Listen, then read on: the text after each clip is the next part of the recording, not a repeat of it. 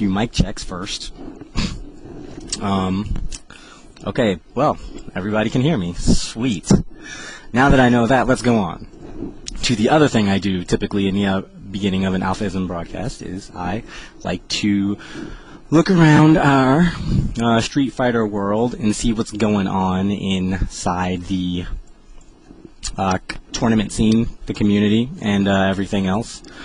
And we just had a pretty big tournament in Rockville, Maryland this weekend. I was at that one.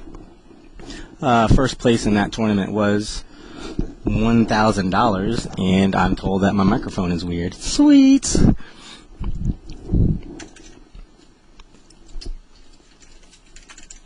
Anyway, if you guys can just go ahead and let me know how I sound. If you think I should be louder or quieter, just let me know. Anyway, quick glance at tournament results.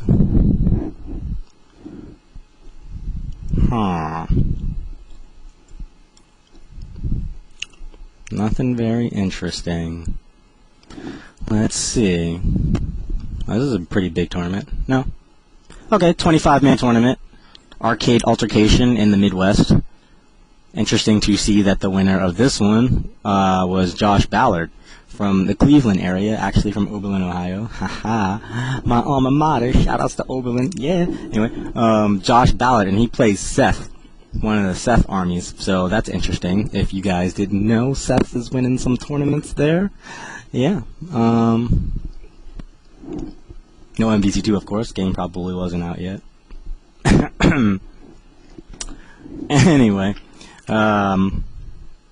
yeah, to my Scion tournament in the Rockville, Maryland area. I can tell you about this one. This one was really fun.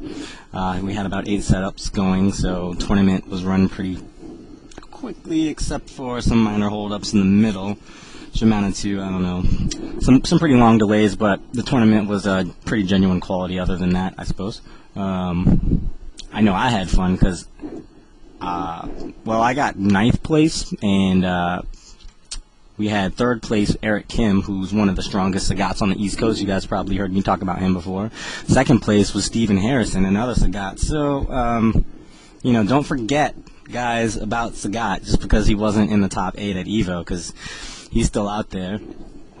But the winner of this tournament was Arturo Sanchez, and he came down from New York and pretty handily won this tournament, defeating some of our stronger players in the process, and pretty handily. He played his Seth, and I think he played his Seth all the way through the tournament. He was pushed to Dalsum a few times by a few players. Magneto Maniac did a really good job of rushing him down with Crimson Viper on his Seth. I didn't really see that fight, but made him go to Dalsum. Magneto Maniac's a strong, aggressive player. You guys have heard me talk about him before. He was able to get in on Arturo's Dalsum quite a bit, and he still lost with that match with a Viper. I had to switch to his Able. I don't know. He's got a crazy Able. He doesn't really play an orthodox Able. Does a lot of rolls. He's like hungry to get in, as Arturo said. He almost won that fight. He missed a couple clutch opportunities for Ultra, probably due to inexperience with the character. That was one of the highlights of the tournament. Very good match. Likewise, Stephen Harrison's grand final set with Arturo Sanchez was pretty interesting to watch. It was, I don't know how to describe this. It was kind of like a bull and a bullfighter. Steve Harrison played incredibly obstinately, if that is a word, in an obstinate manner. Oh, I should probably check the room. Anybody hear me? I don't even know.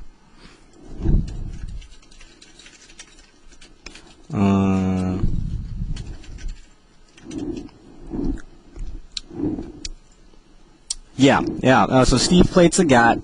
He jumped in a lot. He hit him with fierces, and then Arturo Seth saw tears from his eyes. That one went to 2-2. Arturo switched to Dalsum, and then he was able to pretty much zone Steve out. Steve's a good player, but Arturo's Dalsum was just way too experienced in the fight. Steve Harrison's going to have to go back into the lab and learn to fight versus those long-range characters.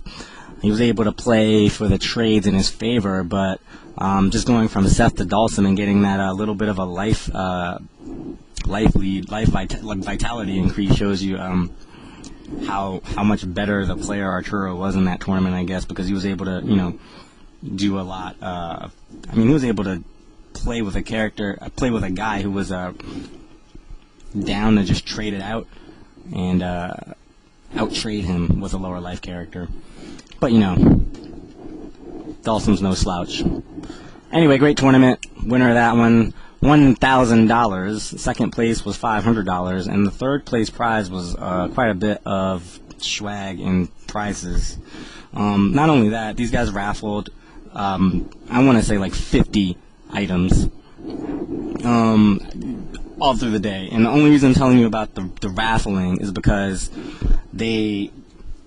I heard about a raffle for an HD radio at this tournament, and I'll tell you that that's the reason that I wanted to go to this tournament, because if you've ever been in my car, the radio frickin' sucks. It sucks ass.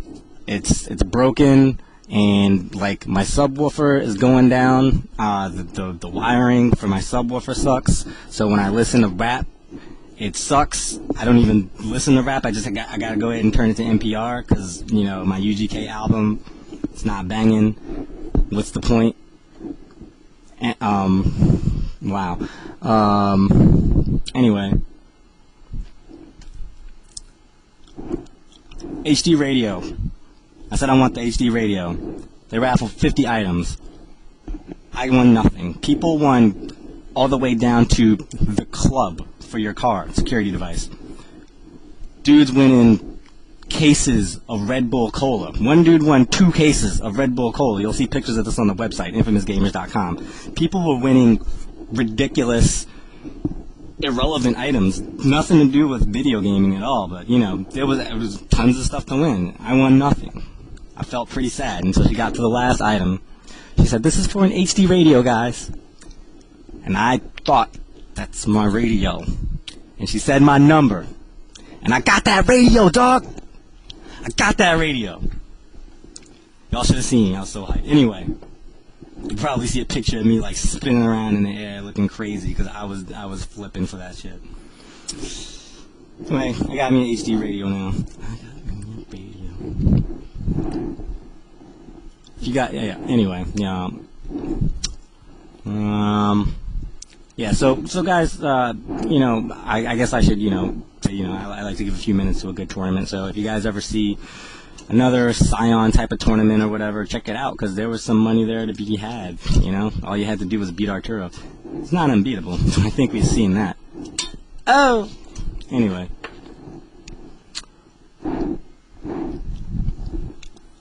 Anything else interesting here? Grog Honda wins the tournament in Des Moines, Iowa. 25-man tournament. Wow, Street Fighter 4 is bringing them out to Des Moines, Iowa. 25-man tournament. What's going on? Oh man, Street Fighter 4.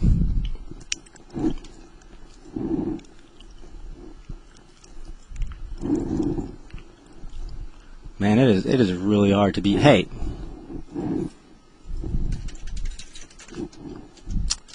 I think it is really hard, I'll tell you guys, to feel a show by myself. Because I'm trying to read the chat room and the forums to have something to say, as well as, you know, think of something witty, as well as people messaging me. So I'm going to get me somebody else to call in and help me out before I do bring in my guest. Matter of fact, I think we're going to pretty much go right to the main subject now, because I think that's enough reporting in Street Fighter land. Get into the heart and soul of today's show. Game that I love. Game that probably brought me into the scene, Marvel vs. Capcom 2. I'm going to do my best to get a hold of one of the original kings of MvC2. I do monitor this chat rate. Yeah. So, if you guys can give me just a second, I'll give you maybe a bit of an interlude while I call up my guest, Viscant. Oh.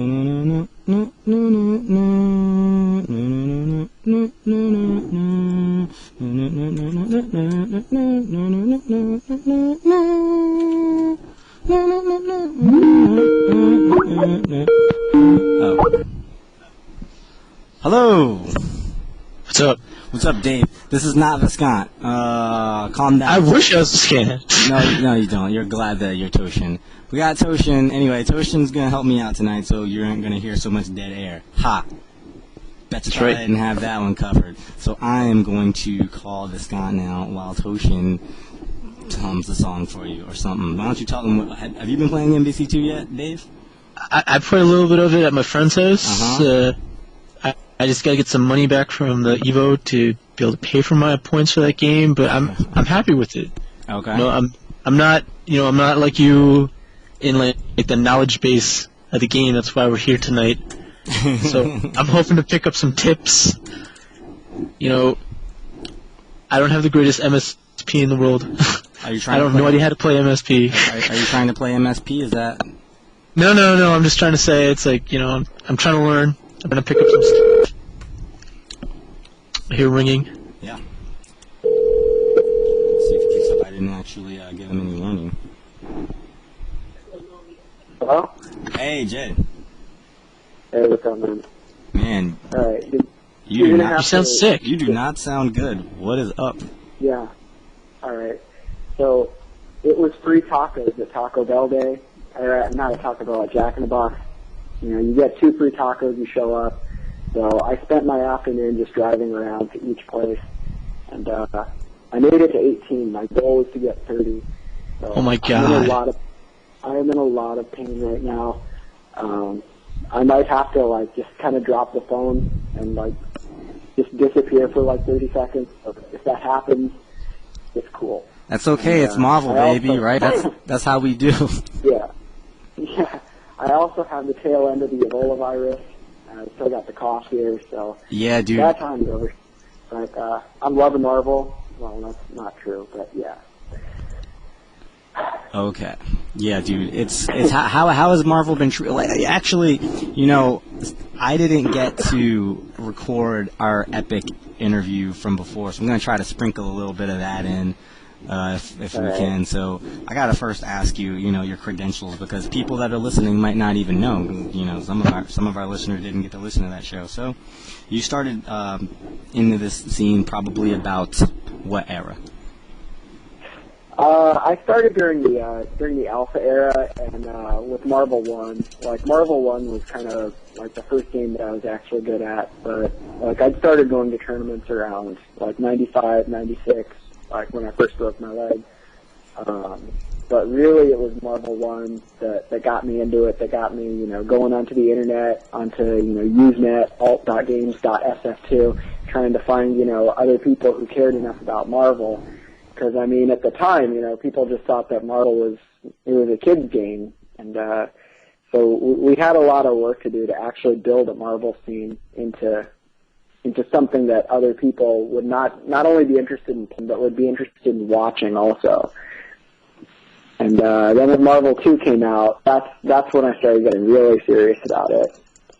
And like you said that Marvel 2 was the game that brought you into the scene, Marvel 2 is kind of what cemented me into staying with video games. Because right now I'm 29 and I feel very old. But and if it wasn't for Marvel, I totally would have just walked away when it was just Third Strike and CVS 1. Because those games, didn't really hold my interest. But yeah. I spent all those middle years just sticking with Marvel and bashing the storm and having fun. And it really kept me in. Yeah, dude, that's sweet. Marvel totally brought me into the scene. I was playing after school with a friend of mine for afternoons, and then he started doing all the Shoryuken stuff. I didn't know what he was doing, and the rest is history. So, about what when Marvel 2 first came out, you know what I want to do is kind of give a little rundown of the history of Marvel. And let's try to go through the years, so that way we have a little bit of continuity, just in case you have to break off and hurl or something. We'll know right where we were. And so I know my memory is kind of hazy, and plus you came in before I did. And I'm gonna try to throw in like the technical advancements that came out. This is really ambitious, but I think between us we can probably handle it. So Marvel dropped in about March 2000, was it? Yeah, it dropped either March or April 2000, and I remember that because they just got it at Golfland during whatever time my spring break was that year. So Ed, Ma, and I, we carpooled up there pretty much every single day of our spring breaks, just, going up to play Marvel and to see, what new character came out, and just to, get in on the game. And, I mean, it sounds weird to say, but, I mean, it seems like right then people knew that this game was going to be a bigger game than all the ones that had come before it, at least in recent memory.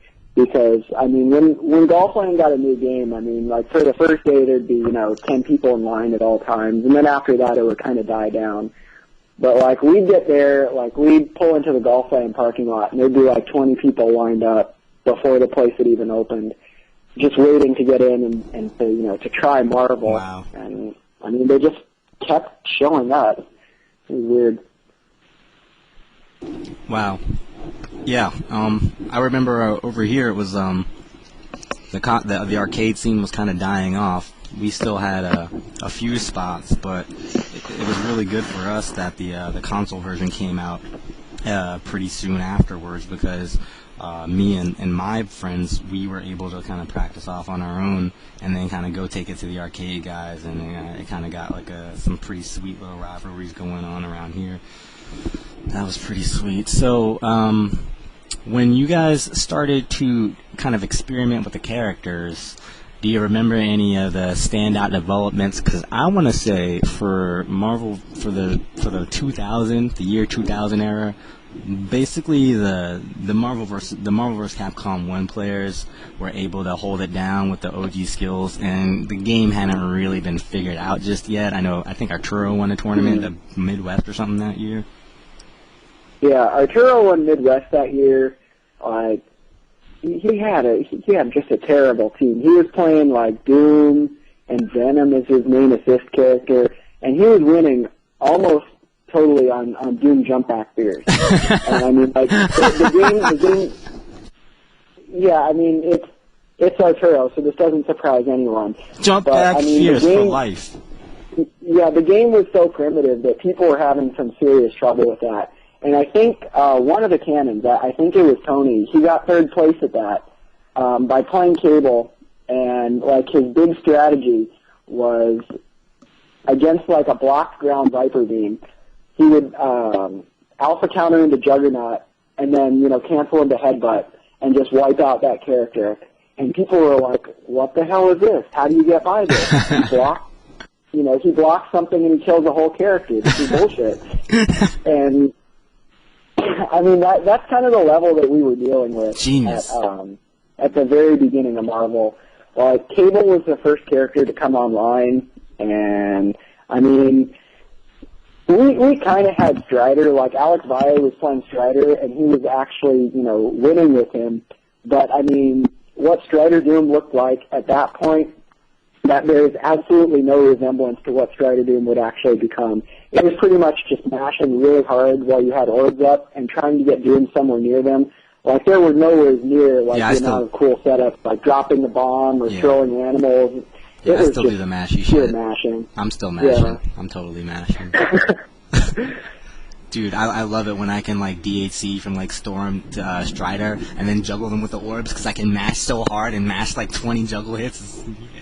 Exactly. That makes me happy. So I mean, I haven't come that far, but I'm giving other people credit that they've actually come that far and they plan their stuff out. I just teleport and mash really hard.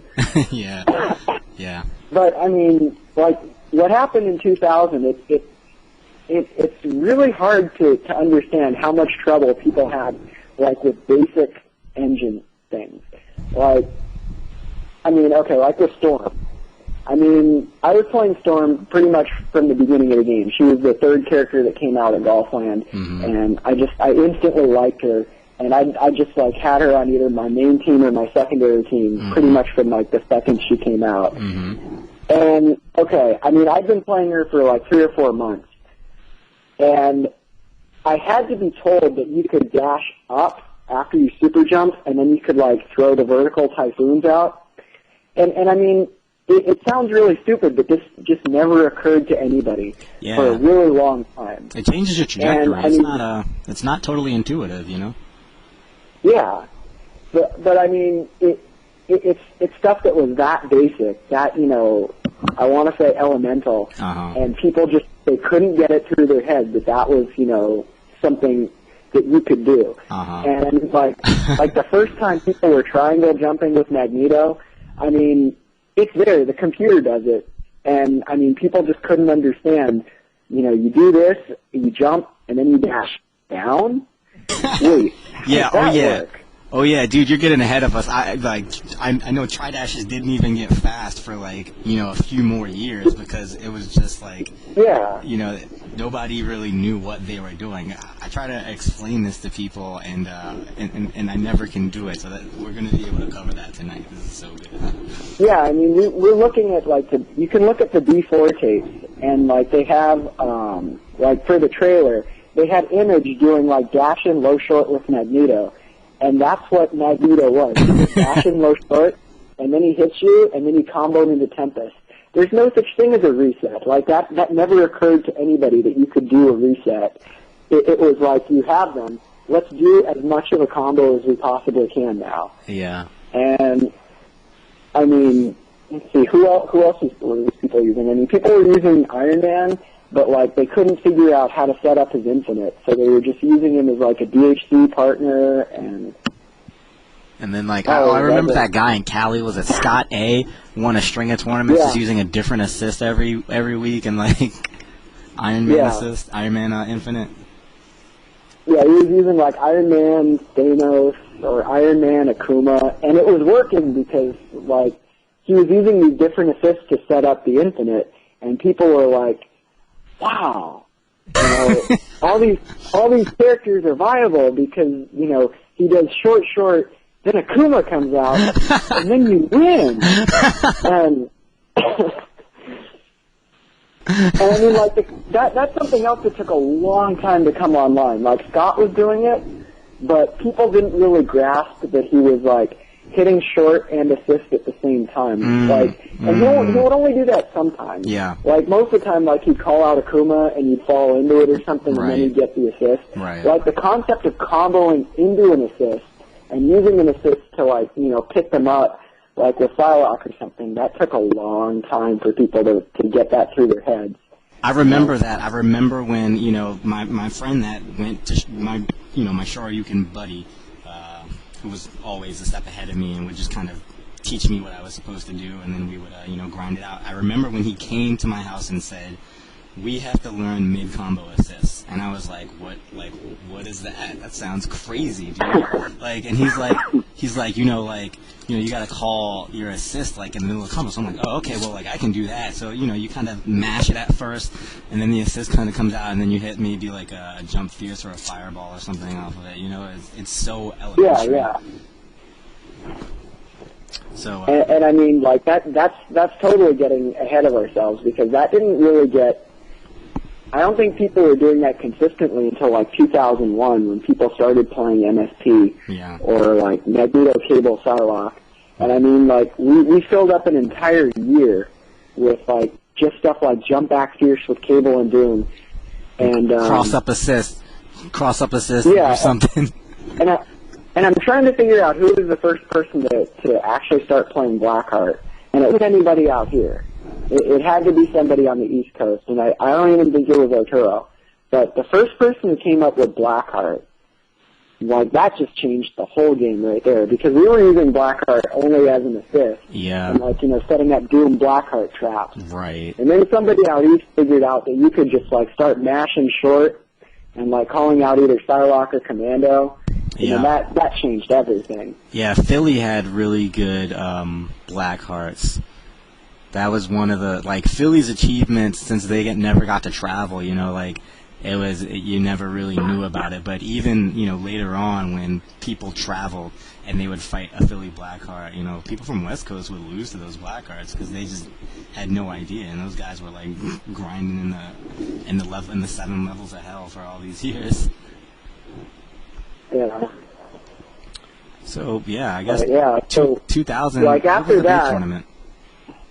Yeah, after that, like, I mean, we get into 2001, and I guess that's what really launched Marvel. Like, what happened in 2001, because that was the year that Justin showed up. Yeah, Justin, it was now Justin, the crowning of a king era, Yeah, and, like, I'll put a little bit of backstory on this, because, I mean, at the time, it was like, I mean, I'm sure that you knew what it was like. It was just, like, ludicrous to assume that anybody who wasn't from California could be good at the game. Because, I mean, like, at B4, like, I mean, Golfland got all 3 top spots. Like, Duck won, Via got second, Image got third. Yeah. And, I mean, that was just how it is. And I remember at B4 after the tournament, like, I was talking to Arturo, and he was already talking about Justin, who I guess he would have been like 12 or 13 that year. And he's like, you guys don't even know. There's this little fat kid at Chinatown. He beats everyone. He's going to be the best at Marvel. He plays any character, and he wins. You guys just have to see. Maybe next year. Yeah. And so, like, that's what it was. I mean, people were kind of talking about the little fat kid, and it got out of control. I guess it was, like, the big showdown was ECC that year when Ricky traveled over, and Justin rushed him down with Magneto Cable Cammy. That was a 24-hour tournament. Yeah, I didn't get to go to that one. That was, like, I actually never made it out to an ECC during the Marvel era, but I went, like, the year before. So that was, like, a year I was supposed to go, and I missed it for some reason. I was pissed. But yeah, so like he beat Ricky, and that was also the first time that like we got a really good crowd video. Because I mean, you can't talk about Marvel without talking about the crowds. And like that was the year that people came up with like OCV. I remember that video. It was like OCV. What does that stand for? Yeah. Oh, Jesus Christ. Yeah. And it's like, I'm watching that and I'm like, well, that doesn't even make sense. I totally remember that tournament. I had to leave early because of the people that I was with. They had to go to like school or work or some crap. I don't know. Their parents. They had parents. They had parents that cared about them. Mine obviously didn't. So, I was fine, but we left, I want to say, like 4 to 6 hours before the grand finals of that tournament, and I remember getting to see the finals, and it was totally just like I was there. But, I had already been exposed to Justin, because his streak actually started in Virginia, and that I remember Arturo telling me about that, yeah, so he came to Game Time, and he won there. And then he came to NEC, the Philly Championship, which was like November before that ECC. And just by word of mouth, people were saying, yeah, I think Justin's going to win. Justin's probably the best one here. And at the time, I really had no idea. I mean, he was playing, I think, a different team every round in that tournament. And he just won pretty much for free. I remember in the finals he had Magneto, he had MSP, and he only had MSP because the crowd told him to pick MSP, and he won the first game with MSP, and he's like, I don't even like this team. I'm just gonna go back to my team, and it's like Magneto, Storm, Cammy, like comparatively ass. All right, this team sucks, and all he did was like jump fierce, roundhouse, call Cammy, jump fierce, roundhouse, and then kind of like mix it up. But like he was already like, already 2 steps above what everyone else was at the time. So yeah, but I was still. That was just when I had kind of gotten into Shoryuken, and I definitely thought like, wow, Ricky Ortiz is here. Like, I don't know, like Justin's good, but this guy's like the West Coast. Like what's going on? Yeah. So Ricky took his beating that year. Yeah, he did. And like out here, everybody got tickets to Midwest that year, just because we had to restore order. It was. I don't want to make too big a deal out of it, but it was a big deal. It was like a crisis because we can't let the East Coast win. This was still back in that whole West Coast East Coast thing. Right. So everybody who was good at the time, except for Duck, went to Midwest. Right. And so it was gonna be like the big showdown, like me and Alex versus Justin. Wait, let me just interrupt you for 1 second. This is AlphaISM Radio. I'm Ski Sonic. I'm here with Viscant. Tonight we're discussing Marvel vs. Capcom 2 in depth, and we're doing that. We're going through the history of the game, and we're going to tell you how the game developed with the history, the tournament history of the game. And we've gone through 2000, 2001. Justin Wong has beaten ECC. Justin Wong's beaten Ricky Ortiz in the finals of ECC. Justin played Magneto Cable Cammy. Ricky played Spiral Cable Sentinel. Justin rushed him down. OCV means one character victory for those who didn't get it. Now we're at Midwest Championship. The West Coast has invaded the Midwest because they are coming to take down this fat little Asian kid from the East Coast. Where are we at? And Pringles are coming in all flavors. Years before Pringles have even been popped. Nice. Yeah. All right, so where were you? We're at NEC? NEC and Midwest Championship. Because you were there for this. I wasn't there for that one. I just saw the videos on 4Go.net. Yeah, Arturo was there, but he wasn't really that good at the time. I think he was concentrating more on CBS 1 and Alpha 3 at the time for some stupid reason, because both of those games were ass. But so yeah, it was all leading up to me and Alex versus Justin. And we thought that Arturo was going to be a threat, but he really wasn't a threat. I don't even remember what place he ended up getting. So I had to play Justin first, and it was kind of like you said, he was playing a lot of different teams at the time. And the first game, somebody called out to him, and somebody was like, "Play MST," and he didn't want to pick that team, but he picked it for some reason. And I counter-teamed him with Dawson, and I beat him. And I was thinking, I got him, He's not that good. I got him.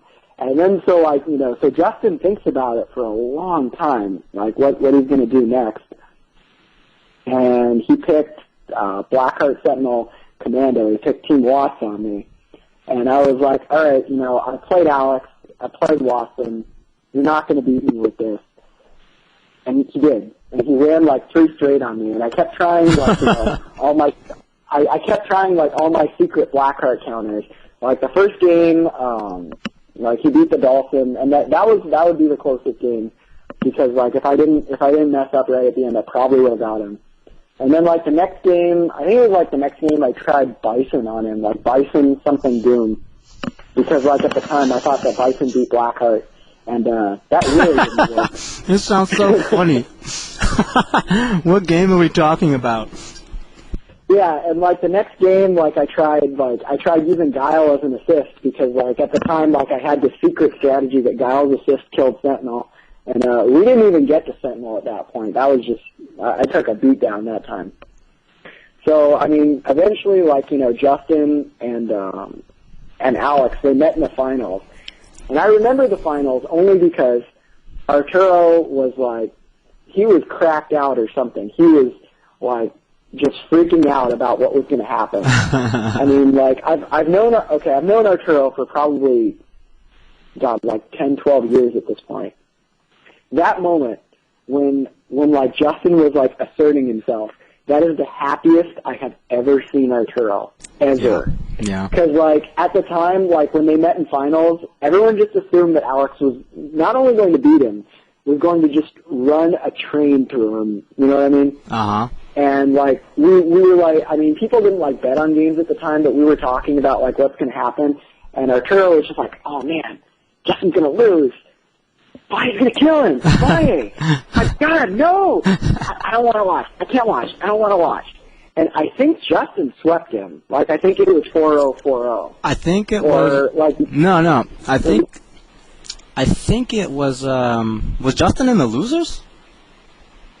I don't know. I remember that, like...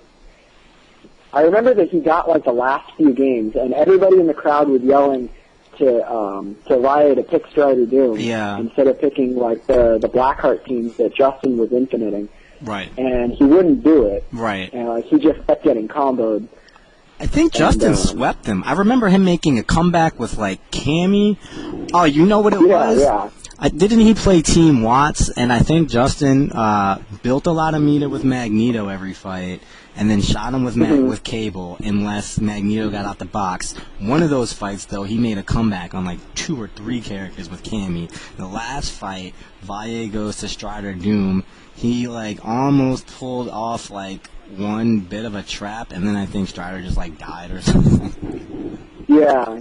It was something like that. But I mean, the finals were not close, and I mean, at the time, everybody was like, you know, it's over. Like, Justin just like ran through him, and like that moment when like it was clear that Vae was not going to beat him. Like, Arturo was so happy. He was just jumping up and down, and he was like pumping his fists, and he like his voice was cracking. Like, I honestly think he went through puberty that day. It was that day was a moment. Wow. But yeah, that tournament was also notable because that was the tournament that like 50 people stayed at Flo's house. And that was the time of the mysterious Arturo and Risky Stain in Flo's computer room, and a bunch of other non-Marvel related stuff, but keeping it on Marvel and away from whatever happened in that room. That was when, like, we showed Justin the Storm Sentinel DHC.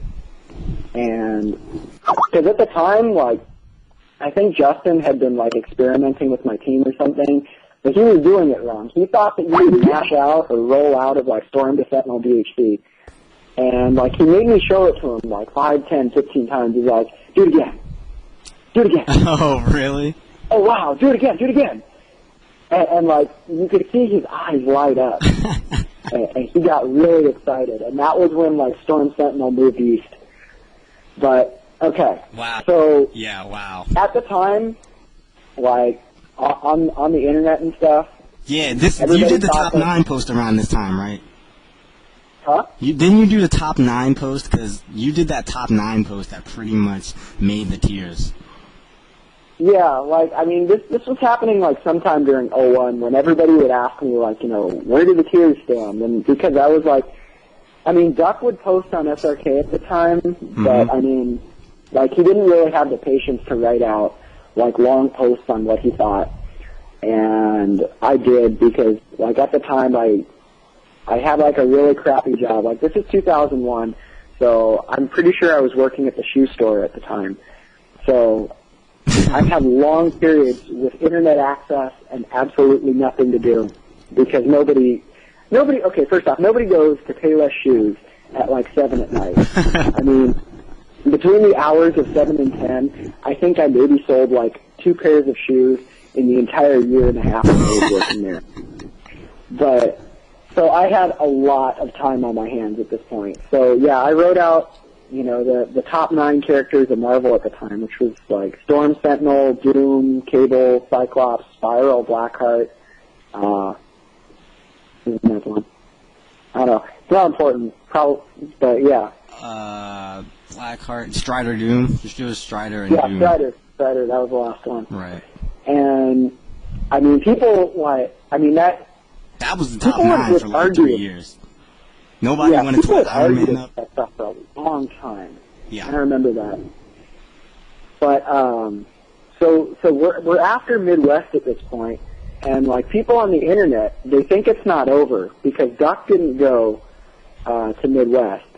But, like, on the West Coast, like, people knew it was over at this point. Yeah. Because, like, at the time, we thought that Duck was a fraud. Like, Duck hadn't won anything in a while. Yeah. I was And, like, one.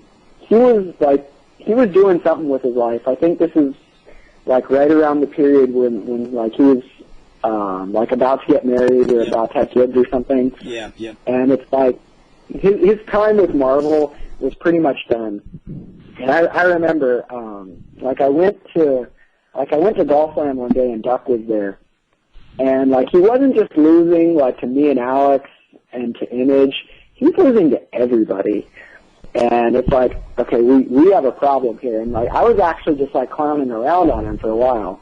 Like, I picked this team with Merrill on it, and I just ran right through him. And I was like, Merrill was really good on Spiral. I'm going to save this for later. But that's getting ahead of us. Yeah. So, I mean, so at the time, everybody was like everybody on the internet, like, away from Southern California, was like, you know, it's not over. Like, Justin still has to beat Duck, or else, you know, he's not the best at Marvel.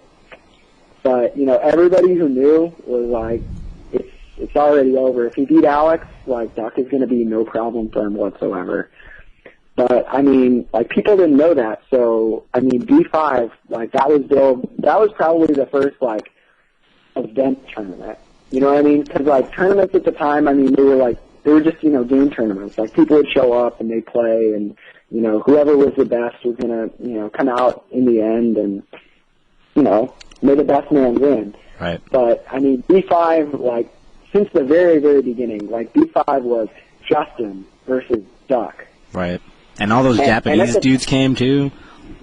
Yeah. And, like, because, I mean, Marvel had blown up so big at this time. So, I mean, there were people coming from Hawaii, like, you know, Golden Mizmor was going to come. Oh, right. He was going to show us all what was up with Ken. Because he'd been talking, like, a bunch of shit on the internet that, like, you know, Ken was, like, this new great character, and you could start him, you could do anything you wanted with Ken, and he could beat top-tier characters. And then, like, the Japanese guys were going to show up. Like, White was going to come, and he was going to show us all, you know, that Dawson was top tier, and he was going to play Dawson, Iron Man, Glock. And he was going to really make some noise with that team. And it's really funny because both of those guys played Spiral Cable teams. Exactly time to show up. Yep. Which was, like, at the time, Spiral Cable, that was, like, the end team. I mean, everybody thought that if you play Spiral Cable perfectly, you can't lose. Oh, White played Spiral Sentinel Capcom, but close. Okay. But he's played Spiral, and then he picked an Anti-Air. Yeah, okay. But I remember that, like, you know, all the Mizmor matches, those were like a big deal. Like, he played Choi or something like, he played Choi really early on, and, like, I was kind of off, like, really far away. Like, judging matches and helping out with the tournament. So I didn't see the match, but I heard really loud and clear Mizmor yell out, Hawaii! and I mean, like, I that's really common in Marvel now. Like, people, you know, people are loud, people represent. Yeah. But at the time, I remember, like, you know, being really far away and thinking, what a titanic asshole! What the hell is his problem? Yeah, dude. Wow, I totally remember that. I was like 15, 16, and I had the inside track because I got to stay with you for B5, and I was like an IRC kid or whatever, IRC teen, so I was aware of the, like, you know, the inside track on, like, what's Duck gonna really be able to do, and at that tournament, I was just kind of like in awe, you know. I was like, wow, there's like all these Japanese players here that I've only seen in videos. I got to see like the secret West Coast videos. I was just like in awe at like how much more Street Fighter there was on the West Coast. But at that tournament, when Nismore played John Choi, I remember the crowd just did this like really loud roar and kind of swelled and then like broke apart, and I was like what happened? And it took me a really, really long time to get the story, because like so many people were just like disgusted. They just like walked away and they wouldn't say anything. They were just like literally like just throwing their hands up and like waving their hands, and they're like, dude, I don't even want to talk about it. And then like one person finally says, dude, he was like yawning while he played Choi. And Choi, like, people don't really know it. I guess if you weren't around at the time, you probably don't realize that Alex Valle at the time was like a champion in MvC2. John Choi didn't really play, but it was still early enough that like you still had to respect Choi.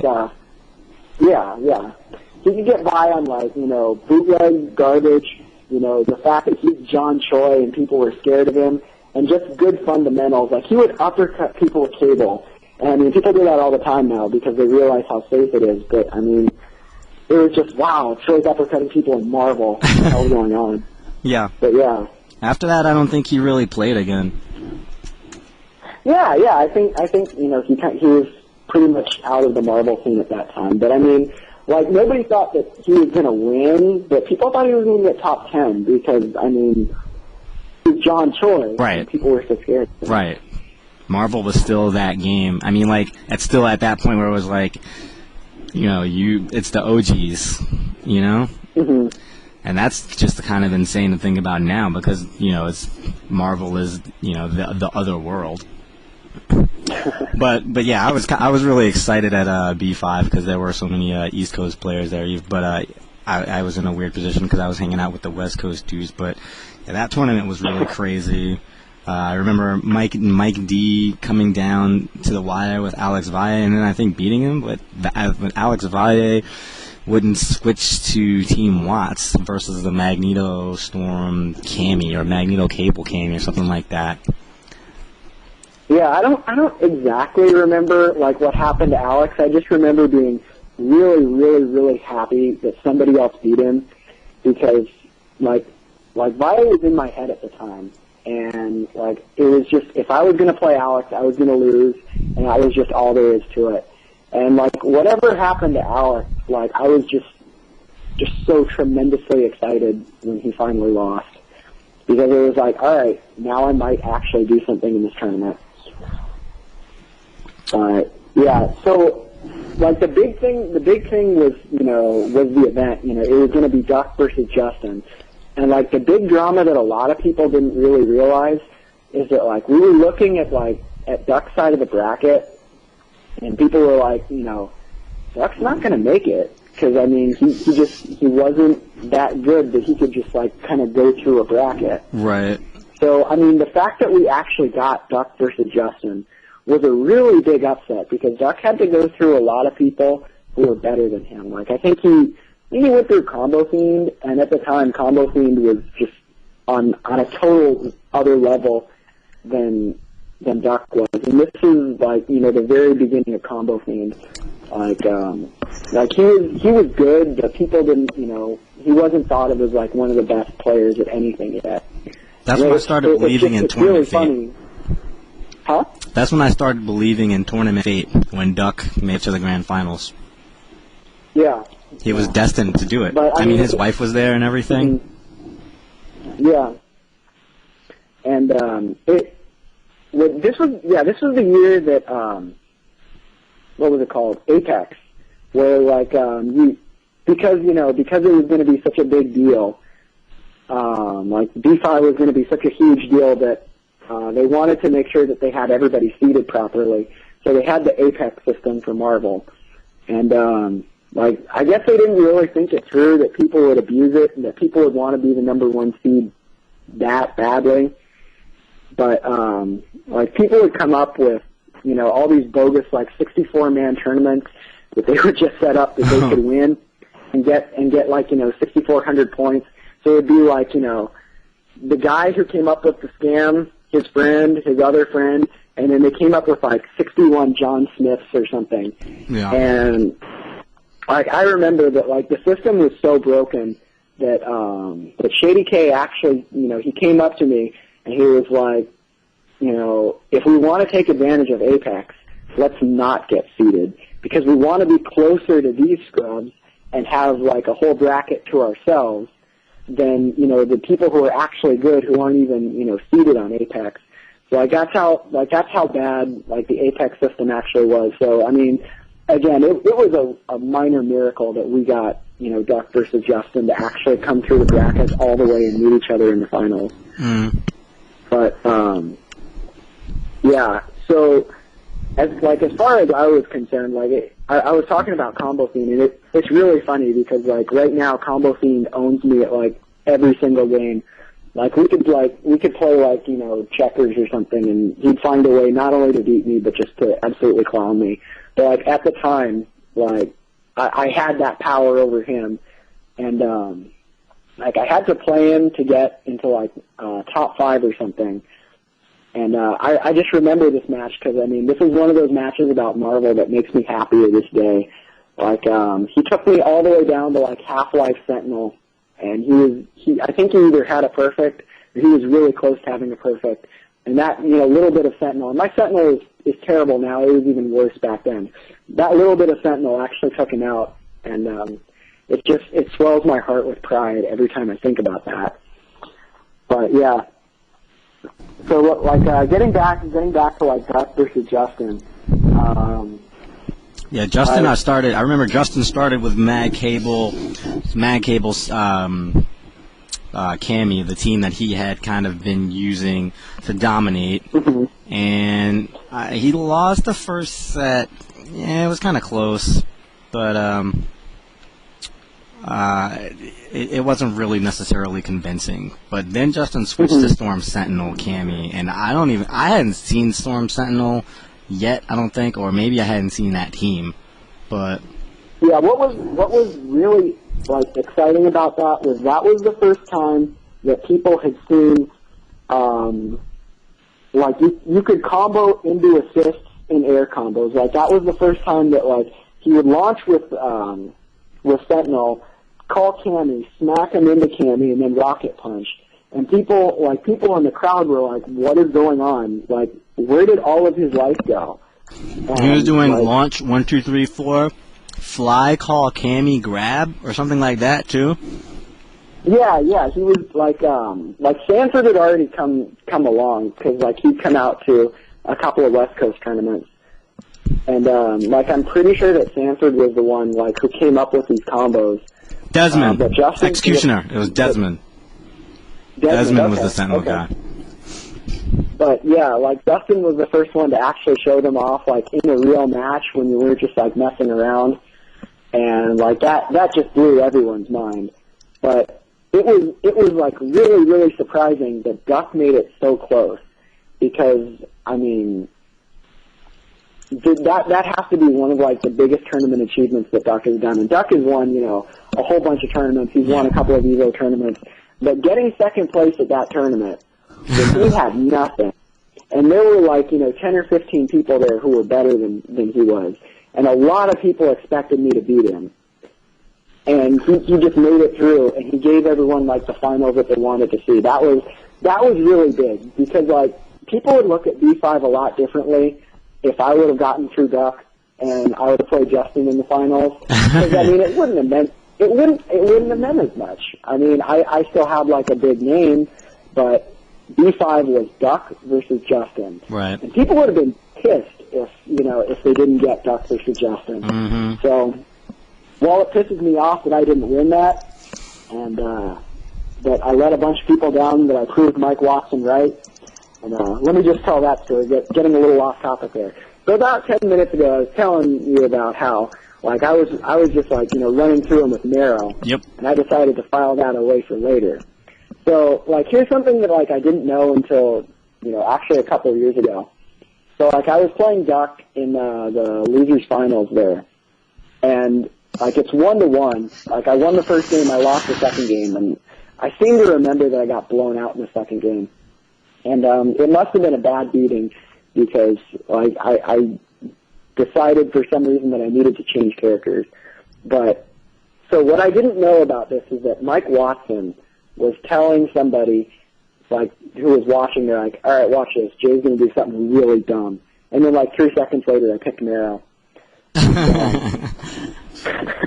Well, you almost. But if I would have got that DHC off, I will maintain this until my dying day. If I got that DHC off and didn't miss the hailstorm, I probably would have won. But sour grape. I saw that. I remember, and I vouched.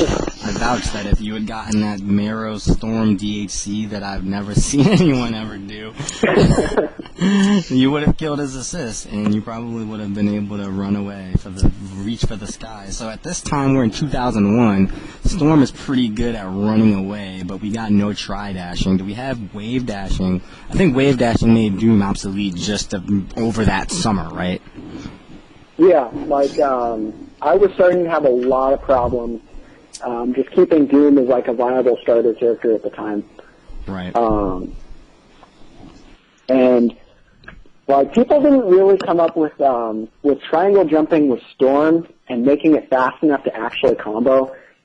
Yeah, it was always one up, one down, and just kind of, catching them with a lucky hit. Yeah, Seattle really has to get the credit for making that consistent. And I mean, like, people who came into Marvel later, like, they're not going to realize, like, what a big deal that is because, Storm can combo off triangle jump like nothing now. Yeah. But at the time, because people were trying to use, like, Fierce or Roundhouse as their triangle jump button, it was not working out. And, this is pretty much the end of 2001. Like, after this, like, after B5, we went on the San Diego Travels Everywhere tour, where, like, we went to Arizona, and Genghis went to Seattle, and everybody went to the Midwest a couple times. But, I mean, the next big thing in Marvel is when Seattle got good. And that was, like, Scott, Cody, Rodolfo, and Ratana. And they were all, like, pretty much staying in the same house. Nobody had a job. Everybody was playing Marvel, like, 18 hours a day. Like, more Marvel, sleep, more Marvel, and, like, I mean, Dreamcast... That's how Marvel developed in houses like that. Yeah. Like, Dreamcast, they aren't the most stable system, but, I mean, at the time, in 2001, 2002, they were a lot more stable than they are today. But they were still would fresh. Actually, like, play a Dreamcast. Huh? They were still fresh. Yeah. But, I mean, they would play a Dreamcast until it broke, then they would just get another Dreamcast. They would just, like, keep playing Marvel. And, like, the kind of the backstory on Seattle was, like, before Genghis went there and, like, showed them all how to play Sentinel, like, Ratana was going to be the first one, like, to kill California. And that's what made Justin so special, because, like, he was the one that actually did it. But before Justin, there were, like, 10, 15 other people who were going to come and they were going to kill California, like Sky from Jersey. And then he was from Texas. He played Iron Man. Right. Like, he was the first guy that was going to kill us, and, like, that didn't work out for him. And then Ricky was going to come out and kill us, and, he never won. He never won at Golfland. We protected our house, and, that didn't work. I remember Ratana played there were a Iceman. bunch of... Yeah, and Ratana, his big thing was he was playing Iceman. And he was really working. He was working hard at that. He was trying to make that work. He made it look like Iceman countered Spiral. Yeah. It just didn't really work out for him at the end with Duck, but he gave it a good go. Like, people, I mean, he didn't win anything. Like, I don't think he even got, like, third place. He didn't get any money out of that tournament, but people respected him. But I mean, in 2002, like Seattle came down. And they were playing good characters, and they were playing them well. And Marvel had lost a little bit at this time. Like, that was the first year of CVS2, and a lot of people were taking CBS2 a little bit more seriously than they were Marble. But I mean, it was still a big deal.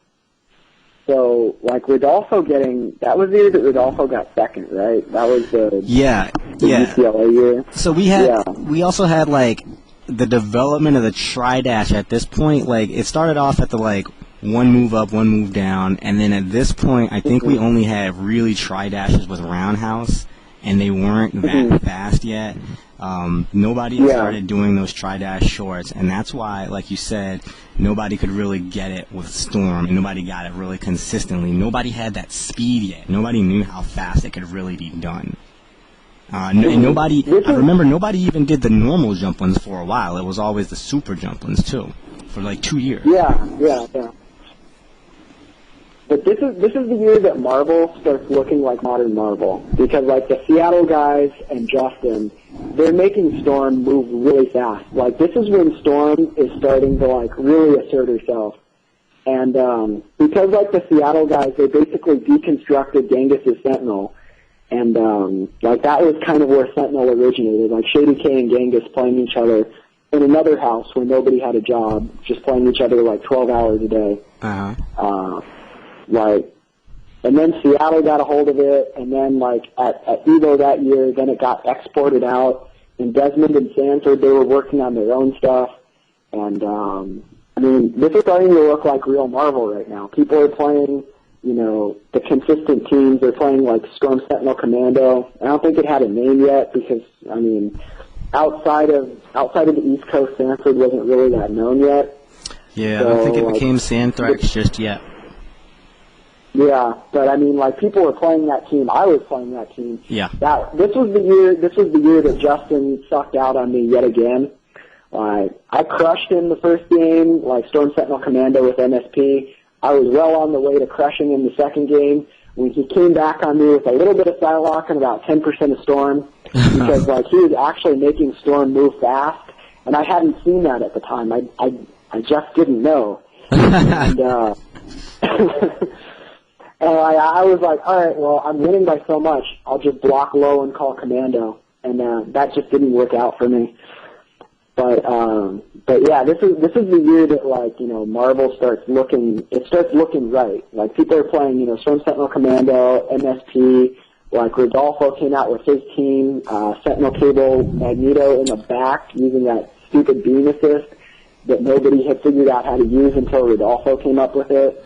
Yeah, and they kept his, he was using Magneto with the Rocket Punch videos too, and they kept those secret, until he came out. I remember not knowing about that until they showed us that. Yeah, and then he came out to ECC, and this was the year before that, Justin was in Losers, so he had to beat Ricky like 4-2, 4-0 or something like that. And then this year again, Rodolfo comes out to East Coast, and Rodolfo looked like, you know, some kind of beast. He was playing a new team, doing all these combos and things that like all of us at ECC hadn't seen yet. And he had the other 4 Seattle guys there who were all beasts too. Like, they were in shape to already take Justin off the throne. Justin was put in the Losers by one of them named Scott Wong, who, you know, you never really even saw again. That just shows you how high the level of play the Seattle players were. But then Justin was able to come back in the finals and come back 4-2, like 4-0 again. And then he continued the streak until Evo that year, and Rodolfo came out again. Yeah, was this the year that Justin came back on Desmond with like 1 pixel, or? That was at Texas Showdown. I think that was in like 2003 or 4. That was a little while later. Okay, because like whatever year that was what was going to finally end Justin's streak, and like he was only in the Losers because of one of the Seattle guys. Yeah. So it was either 02 or 03, and that was going to be it. And Justin came back. And I mean, like, it sounds dumb to say this, but I mean, that was kind of, that just started enhancing Justin's legend right there, you know? Yeah. When it's like, he's that close to being out of a tournament, and not only does he come back, he wins the tournament, and he just keeps getting stronger each round. Yeah. And I mean, that's when people started thinking, you know, we don't have a chance. Right. You know, we're not going to catch Justin. It's not a fluke. We're not going to get better. It's over. Yeah, that was the year of the 5 versus 5, where I think that was the year of the 5v5. But in the the 5-on-5 was 2003. Oh, okay. So that was our first year at Cal Poly. That was I remember that just because of all like the extracurricular activities. Like, I mean, everybody got to see the Sue Mighty versus Justin thing. But I actually didn't see that because Shady K was drunk as hell, and like we were taking care of him outside when that whole thing went on. So like, I only saw like the right side of the screen because I was kind of like outside the hall, but I heard that match way before I ever finally got to see it. But yeah, so I mean, by this time, by in the 2002 and 2003 years. Kind of the year of the new challengers. Yeah, like this is real Marvel, and I mean, a lot of people are coming out of the woodwork. Like before this period, I mean, a lot of people were getting into it, but you still had to be in one of like the major areas. Like you had to be from like Virginia or Texas or California or New York, and if you weren't in one of like the major arcade areas, you probably weren't going to be that good. But, like, this is the time when, like, you know, console is becoming serious. When people are getting good enough on consoles, and they're having these, like, 5 dudes, 1 house, 2 Dreamcasts, 1 job between all 5 of them. Yeah. And, I mean, these places are sprouting up all over. Like, we talked about the Seattle one, and San Diego had one for a while. Florida. With, like, Genghis and Wes Woodland and Crisco. And a couple other guys who kind of fell out. Yeah. But, I mean, like, places were starting to, you know, like, they had enough knowledge. Like, there were match videos were popping up all over the place, and, like, people knew who, like, the top-tier characters were, so they didn't have to go through all of, like, the legwork of figuring out the first 90% of the game. Like, they could get that somewhere else. They could get that on SRK. They could get that through match videos. Yeah, Marvel was really... Just concentrate... Marvel they could just concentrate on getting, like, the new stuff and getting the advanced stuff and getting serious. But, yeah, like, I think the video part, like, that's really interesting because Marvel was the first game that got dissected through videos and through SRK. Yeah, totally. Like, all the other games before Marvel, like, when you wanted to start a new scene, you know, you were starting from scratch. Like, I mean, people would come to Golfland to play, you know, CBS tournaments, and, like, they'd show up with, like, S-groove garbage teams or, like, I mean, they'd still be on, like, N-groove running Shotos after we'd already had, like, A-groove Bison and stuff. And, I mean, like, the match videos were there for CBS. They were out there somewhere, but it wasn't like Marvel. Yeah, no, not at all. Marvel was, like, that was the game. Like, match videos, I mean, without Marvel, we probably wouldn't even, you know, have, like, YouTube videos to the same extent that we do now. Because, like, I mean, it wasn't just SRK. There were a bunch of other sites. Like, DSP had his site, like, Top Haters, like the San Diego guys, Shady K, and then they had, like, TopPlayers.com. Yeah. They had Clockwork.com. Forgo.net. And there were just a bunch of places. Yeah, there were a bunch of places you could go to get the videos and to get, like, the high-level stuff.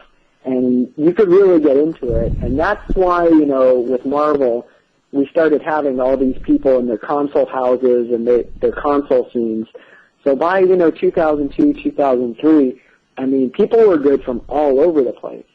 And I mean, this was just, like, as somebody who grew up in the California arcade scene, this was just sacrilegious. It's like, how can you be good if you don't play in an arcade? How can you be good if you aren't playing with somebody who's already acknowledged to be a top player? How do you get good without, you know, having a VIA or having, you know, a Ricky or having a Justin? It doesn't make sense. How does this work? But, I mean, people were doing it, and that was like, that kind of characterized this era of Marvel. And even more importantly, like, this is when those people started surpassing, like, the older players. Yeah. Like, I mean, Ricky was still hanging on, but, like, Ricky was doing, like, the Duck at B5 act, where, like, he was coming through, where he was, like, not one of the best 10, 15 people there. And, like, I was done at this point. Like, the fork is sticking out of my back, and Via is done, and, you know, Troy had quit, like, years ago. And, I mean, it was all these new people, and, like, the popularity of Marvel, it just kept going, because, I mean, once, like, that kind of glass ceiling or whatever was broken, people just wanted to play even more. They're like, this was the game where you could be good, and it just kept going. Like, Marvel, we were getting, you know, 200 people, and then we were getting 300 people, and by the time it topped out a couple of years later, we were up to, you know, 350, 400. And I mean, before Street Fighter 4, those are just unheard of numbers. It's like, where are you people coming from? Who are you people? Mm-hmm. You know? Yeah, I think probably around this time you had money matches springing up, and you had a lot of Yes. a lot of side interest on MvC2 because you had new players who weren't really convinced that they couldn't beat Justin, but they lost to Justin anyway. But there was still enough of a crowd to like generate like, you know, all these other interesting matches that like people actually wanted to see, where like the finals were kind of a foregone conclusion, but everything else was like really sick.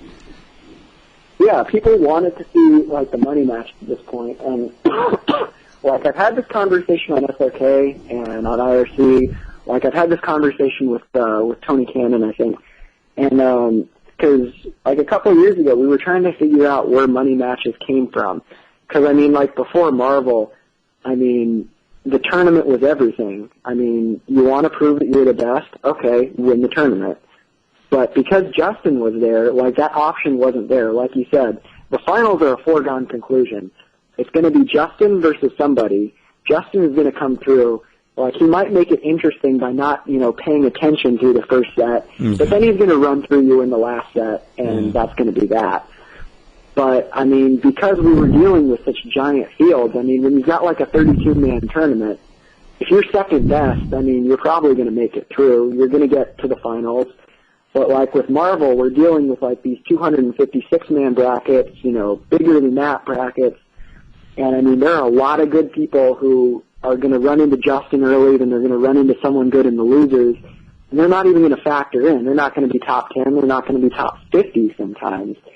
And, I mean, they want to get their name out. They want to prove that they're good. So since the tournament was almost obsolete at this point, you know, it's like, for players coming up, like, you can't count on making noise in the tournament. So, No, you can't. Like, they started challenging, like, top players to money matches. And, I mean, like I said, at this point, I've got the fork sticking out of my back. But, I mean, there's all kinds of people who want to play me, like, for $50 or for $100 just to prove that they're good, because, like, I've got this big name on the internet, and they're like, well, dude, Jay sucks. I can beat him. I'll play him for $100. And, I mean, I always remember thinking, man, why couldn't this have been around when I was good? How come I couldn't have hung on one more year? But yeah, I mean, by the time that money matches came on, I was just totally out of the scene. But I mean, like before Marvel, like this whole alternate way of, you know, getting noticed, this didn't even exist. This was all Marvel, and I want to blame the East Coast guys. Like, I want to blame Stanford and Desmond. And, like, the whole, what did they call themselves, like the syndicate or whatever? I want to blame that whole group. But you probably know more about this than I do, because I wasn't there. Yeah, it's really hard to say. Okay, New York and Philly got a rivalry that kind of got going, and I just remember that's when the money matches got silly, because they started doing like 1st to 6 and 1st to 10, and I was like, wow, that's the like, I'm strictly technically better than you, and I'm accounting for random set. Like, you know, like the first to 6 is like, so I get the one more counter match, and like the first to 10 is like, I get all the time to totally figure out your game and then just like run through you in the end. And that's when the money matches started to get up to like, you know, $100 or like, you know, $200, $250. But yeah, $100 is a lot of money when we started doing these money matches. yeah, And I remember, like, because I challenged someone. It was someone from Philly. I think I challenged Damien, and like we were going to do it real big. We were going to do a $200 match, and I remember getting like a lot of shit on the internet for that because people were like, "Okay, you know, you're going to fly all the way across the country and challenge people to ridiculous money matches." You know, this isn't even going to happen. You're asking for $200. Why don't you ask for $2 million? And, I mean, that was like a really big deal at the time. And, Yeah. I mean, now we see where it got these days, but, I mean, you had to start somewhere, I guess. wow, Marvel did a lot. Yeah. It's kind of weird to say it, but yeah, I definitely I the Florida completely scene. believe that Marvel is responsible for like the current Street Fighter 4 scene, like how it developed, like how people interact with each other. I mean, like Marvel was kind of separate from Third Strike for a while, but even by the end of Third Strike, like Marvel behaviors and like challenging people to first to 10 money matches, and like, you know, people talking, you know, completely random shit and screaming during matches. I mean, like, Marvel invented that stuff, you know, and it eventually, like, Marvel became bigger than Street Fighter. Yeah, And a lot of people don't want to acknowledge that, but it's true. Marvel was bigger than Street Fighter. Marvel is why we have, like, Street Fighter 4. If Marvel didn't hold the community together during that period where nobody wanted to play anything except Marvel, we probably wouldn't even have Street Fighter 4, you know? yeah. So we got through to 2003, where the game kind of broke open. You had the console wizards coming out, finding your advanced tactics, your fast flights, and all these things that kind of made it into the real modern game. So we've been talking about the history for a while. Let's take a break from that.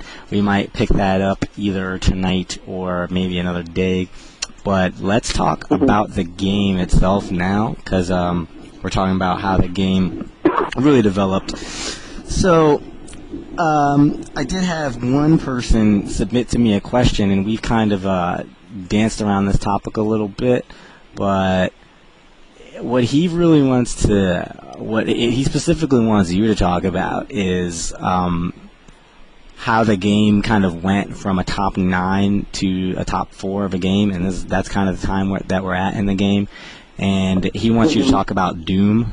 This is Renegade from the East Coast.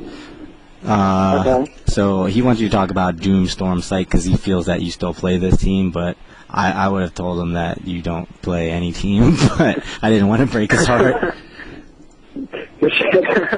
All right. Well, pretty much what happened. I mean, like, okay, Doom can deal with Storm. I mean, he doesn't beat Storm. You can deal with it. I mean, there's nothing that Storm has that it's like I've got nothing. Right. And a lot of characters can do that. A lot of characters can say that. Like Blackheart can almost say that, even though, like, you know, Sword has a couple of dumb stuff like Low Fierce that just pretty much shuts Blackheart down. Right. I mean, you can kind of get around it. You can like, you know, mash stuff together and get a game plan going. But what really shut down Doom and shut down Blackheart and shut down a lot of the other characters, and what really did reduce us from, like, you know, the top 9 with like a big ass second tier down to top 4 with Sentinel. That's what I was telling him. And, like, Sentinel advanced slowly. Because we had Sentinel all the way back at B4. When Raya was playing Sentinel. And then we had Sentinel got better at B5. When Justin was, like, you know, flying around and, like, you know, knocking people into Cammy. And then Sentinel got better, you know, the year after that. Like, you know, with, like, the Seattle guys. And Genghis with Sentinel, who were, like, you know, coming up with new stuff and inventing fast flying. Yeah. calling it dumb names at first, like Stompometer, because we thought there was an invisible meter. Yeah. And then it got better the next year, and the next year. Unblockable was the next year. Yeah, there was like no ceiling to Sentinel. Right. Sentinel just kept steadily advancing and getting better. Yeah. And, you know, I mean, you can kind of see this online. Because, I mean, you can get away with a lot against people. I mean, because, like, when I'm playing online right now, and I know we're going to talk about online Marvel a lot later, but, like, you can get away with a lot of dumb stuff. Like, I'm playing teams like, you know, Morrigan, Spider-Man, Tron, and, I mean, they can play MSP. And if I get the first hit, I might win. Like, if they get the first hit, it's over. But if I get the first hit, I mean, everything is within, like, the realms of normal, and I might get you. Yeah. Or you can play like, you know, Magneto, Cable, Cyclops, and this is going to be a little bit harder because now I got to get through the obstacle course. Right. But I can do it. You know, if I'm on my game, I can get through this. But then if they have Sentinel, then we have a problem. They get two because, characters. You know, yeah, you can just do stuff like Spit, Fly, Fierce, and I mean, you know, Doom's a good character, but really, that's what Doom loses to. Spit, fly, and then if you go up, just slap his gun. And that's it, you know, no more Doom now. Yeah. And I mean, like, Magneto kind of shuts him down also, but I mean, at least you can kind of get lucky against Magneto. You don't even really have the option of getting lucky against Sentinel. First off, because he's going to live through whatever you do. And Twice. Second off, because, like, he can just play so completely safe with just Spit, just fly to the top of the screen, and then just start stepping on you. And that's what changed the game. Like, if you take Sentinel out of Marvel, and I mean, I know that's dumb, but, like, if you take Sentinel out of Marvel, you bring back probably 10, 15 characters. I mean, if you take Sentinel out, we get all the way down to, like, the Omega Red and the Rogue. You could even throw in like, Felicia if you want to be gimmicky and, like... Yeah, you bring back all these characters that the only reason they're not in the game anymore is because, like, Sentinel just wrecks them. And there's just no point to playing any character that low because that guy will pick Sentinel and then you have lost. Yeah, I remember when I used to pick Felicia and I thought Felicia was still a character and I thought that, hey, if he ever does, like, his kick super, I'll just do my kick super, right? And it beats it every time, and, like, that's sweet, right? And then I realized that did roughly 8% damage for me to use a whole meter, and even if I blocked one of his, he probably did the same damage to me, and even besides that, I could never get a meter once he was on the screen because he would just fly around, spit at me, and hit me. And all I could do was jump blindly, mash Fierce, and try to get a Fierce grab, which luckily got me a full meter. But, like, that was the whole plan. And I was like, wait a minute. Even if I execute my plan perfectly, I'm still losing. There's no way that this can work. Yeah, and that's what changed Marvel from, like, you know, the game where so much was possible into the game where there's still a whole lot possible. But you gotta pick Sentinel now. Characters. Yeah. A lot is possible, but you better DHC to Sentinel. Exactly. Even, like, the low-tier teams, they're like, you know, somebody, and then Storm or Sentinel, and then you can have a dumb assist if you want, but yeah. you better like, do the winning part with the Storm or Sentinel. It's best if you can get a low-tier character that is an anti-air, and then you can start him, and then get Storm or Sentinel, and then get Storm or Sentinel, and then you're working with them. And then people still give you credit for it. It's like, wow, you know, he's doing good with Ken, and he's winning. And it's like, dude, he picks Ken, Storm, Sentinel, you know. But that's the thing about Marvel. I think that it's just a team game. You know, it's kind of like the NBA where you need to just draft Kobe if somebody else has Kobe or somebody. Yeah, like Kobe. you can get away with, like, Luke Walton starting as long as he passes to Kobe. Right. And that's like a really good analogy for Marvel. You can play a lot of dumb characters, and then you DHC to Sentinel, and then you win or you lose. DHC Kobe. That's just perfect. And I'm just glad I got to rip on Luke Walton when it's the NBA season. That just makes me happy. Yeah, definitely. People who aren't Laker fans don't understand. Like, Luke Walton has probably shaved 10 years off my life. But, so, yeah. have you been playing the new Marvel vs. Capcom 2 on your Xbox that I know you have? Oh, yeah, I've been playing a lot. Like, it's not perfect. And it's never going to be perfect, and Marvel is just such a fast game that, I mean, even if it was perfect, it wouldn't be perfect, if that makes sense. I mean, they can do better than what they have now. Mm-hmm. Like, the problems with Marvel now are that Magneto teleports, and that when he triangle jumps, it will desync the game. Like, you will see a flash. Like, I'm always playing and I'm thinking, you know, it's a really good thing I don't have epilepsy, because watching him do, like, ROM Infinite on, you know, lag that's over like 100 milliseconds or whatever, that would probably give me a seizure. Oh yeah, it flickers quite a bit. Yeah, and like, you know, cable super being unblockable is probably the dumbest thing ever. Let's talk about that. I don't think people know, necessarily. Yeah, alright. So, like, there are a lot of supers in Marvel where if you're not blocking when the screen flashes, you're going to eat it. Like Morgan, Soul Eraser, like Ryu's super from up close, Cyclops super from up close, Proton Cannon anywhere. And I mean, it's generally fine with those supers because you have a lot of warning, you see them coming, and for the most part, it's not really a big deal because of where they are in the game anyways. But then you have cable, and I mean, like, kind of what's turned into a top strategy online, people playing cable, don't just throw it out sometimes and check to make sure you're not holding back. And, you know, sometimes they're going to be right and you weren't holding back and then you lose the whole game.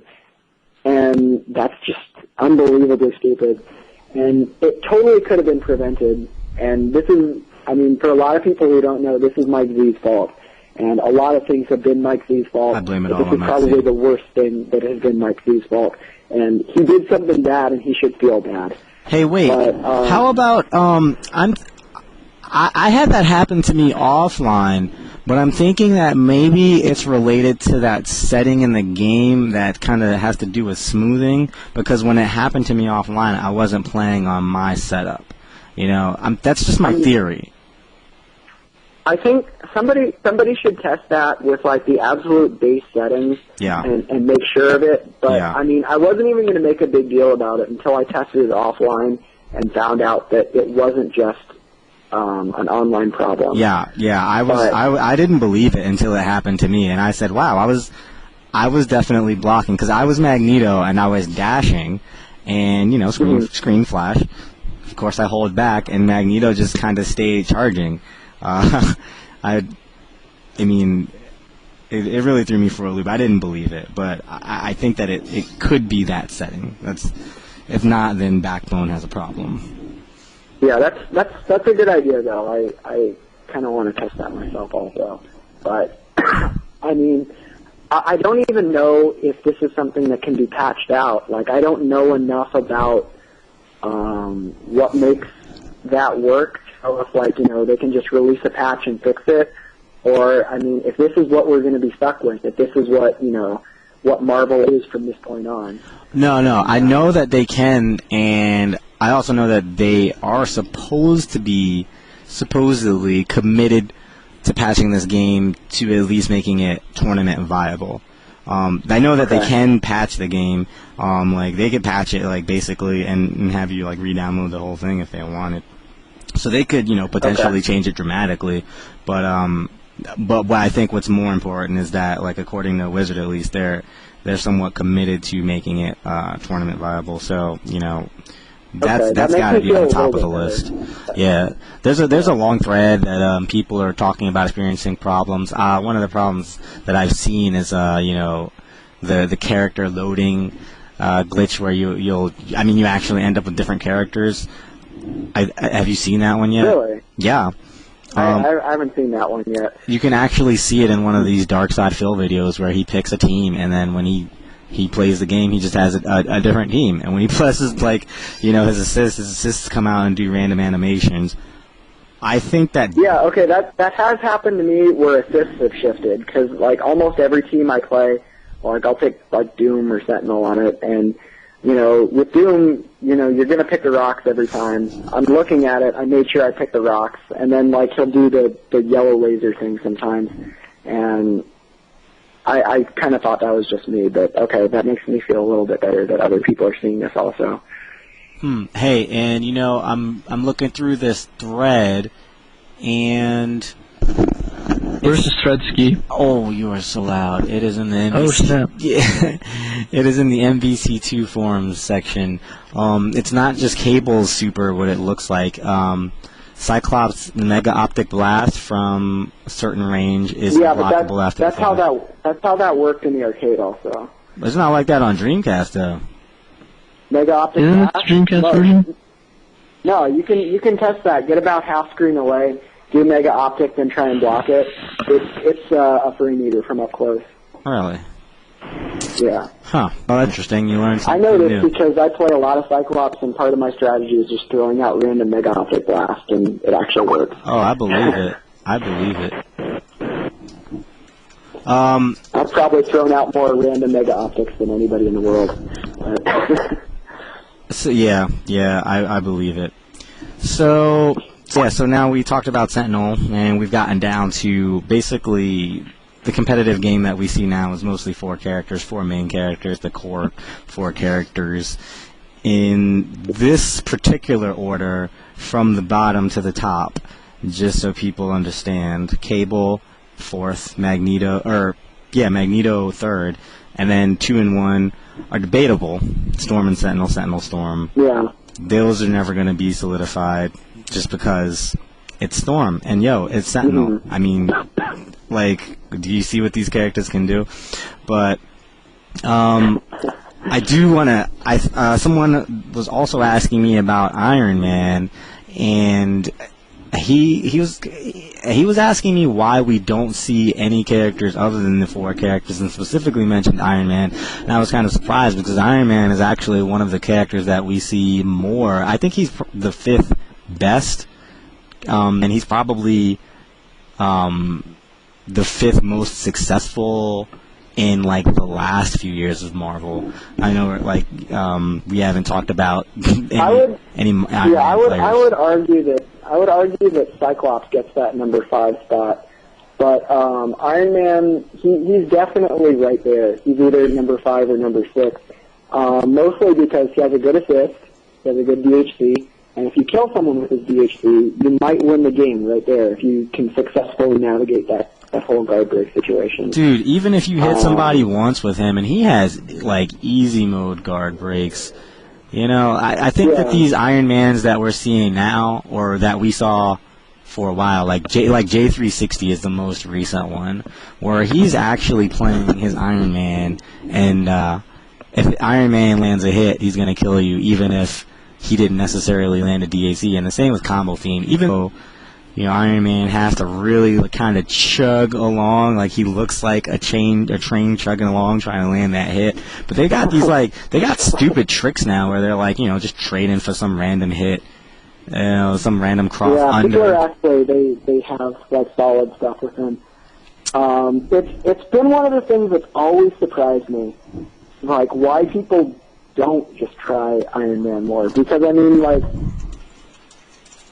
a team like, you know, Magneto, Iron Man, Sentinel, I mean, people actually play that team, maybe not in that order, but, I mean, why not? I mean, because like you said, the guard break is easy. I mean, as long as you aren't going against, like, Doom or Sentinel, it's almost guaranteed in a lot of situations. Yeah. And, I mean, you land a couple hits with Magneto, you DHC off, you can win right there. Why doesn't somebody just get really, really good at that and never miss? Like, practice it up to the point where they literally never miss their guard break. And I always thought that, you know, like, Combo Theme would do it because he was playing that team for a while. But, I mean, he wouldn't commit to that. Like, I mean, he'd be playing that team, but he'd be playing Sentinel a lot. And, I mean, Iron Man was kind of an afterthought, and he'd be doing, like you said, like, his Iron Man was, like, sheer gimmicks. He'd just, like, jump jab for no reason sometimes, and, you know, sometimes he'd land it, and then he'd win. But a lot of times he wouldn't, and then he'd eat, like, you know, the biggest combo the other person can think of on short notice. And It really does surprise me. I mean, that's like Marvel. You can argue that Marvel doesn't have that much room to grow. I wouldn't argue that, but I mean, you could theoretically argue that.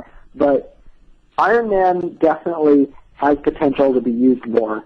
I mean, even if you only use him for assist, DHC, and guard break into infinite, isn't that enough? I mean, seriously, isn't that enough? That's a lot. Yeah, I think Yeah. we had What like about Spiral? oh, you are loud. As Turn me down. I can't turn. Spiral's out there, but I consider Spiral more a gimmick than like an actual solid character. Yeah. I mean, I just think that the most common teams, like Storm Sentinel Commando, like Sentinel Cable Commando, anything Sentinel Commando, really. I mean, once you get good enough with that, like, Spiral is just done. And, I mean, I wouldn't go so far as to say that she's on the same level as Doom, where, like, she's an entire character that got shut down by Sentinel, but she's not far from that. I mean, like, once Marvel turned into, like, modern Marvel, I mean, she went from, like, a solid character and, like, you know, one of, like, the absolute top characters to it's now officially a gimmick. And it's a good gimmick. Duck won Evo with that, you know, even after Marvel was modern Marvel, but it's a gimmick. Yeah, you know, I think really the difference with Iron Man and somebody like Spiral is I really think that Iron Man can kind of fight as a character, and he's got a good enough assist, so you can put him on a lot of teams. Like, for a few years, you had people just kind of throwing Iron Man in where they would have put, like, Capcom or Cyclops or something like that, and it worked out decently because even though he's not a fast anti-air assist, he's huge, and if you get one hit off of him, it's a gigantic combo. When he's in the fight, really if people aren't going to run away from the character, then it's kind of dangerous, just because of, like you said, the jump jab. And I think that's really what kind of held him down as well, because people would just take Sentinel and fly away from him. I know that's what I would do anytime anybody ever picks Iron Man against me. I would just get Sentinel and fly away as much as I could. And if with Spiral, if she ever gets to a one-on-one fight, she's just got to do too much work. Where Iron Man, if he's down to a one-on-one, a one-on-two, he can do something. Spiral, she's got to land some, like, double snap, like, out of, like, crazy setup or something, and even try to come back. Yeah, that's something you said that I think is really important that a lot of people don't really consider, that, like, one-on-two situations, Iron Man can totally come back one-on-two. He can be leading by a lot. You've always got the chance. If I just land this hit, I win the whole game. And, like, Spiral doesn't have that. I mean, Cyclops sort of has that, but only if you're Justin. And, Commander doesn't have that. But, I mean, Iron Man definitely has that. And you can put him third on a lot of teams. And, like, you can get your ass kicked and, well, it's time to get lucky. And you can get lucky often enough. Like, it's not even really getting lucky at that point when you're actively, like, setting stuff up and looking for it. But, I mean, he definitely can come back, and that's why people really do need to pick Iron Man a lot more. I mean, even if it's just, like, the one Iron Man team that people have confidence in, Sentinel, Iron Man, someone else, I mean, why not just stick with it? I mean, somebody needs to just, like, bear down. And see that's one of the things with, like, you know, Xbox and PlayStation Marvel that I'm somewhat kind of looking forward to. Yeah. Somebody's going to do that. I mean, not just because of online play, but I mean, there's, like, a whole new group of people who are going to become training mode ninjas. Yeah, dude. Going to set stuff up. Totally. And I mean, somebody like, you know, Evo next year, somebody's going to come along with an Iron Man team, and I mean, people are going to be really surprised. And it's going to be nothing that nobody hasn't known for the past, 7 years, but it's just nobody sat down and committed themselves to it. And somebody's going to do it this year, and, well, everybody will see. Yeah, it's not going to be me. I know. I'm excited for that, but I mean, I think we've seen that.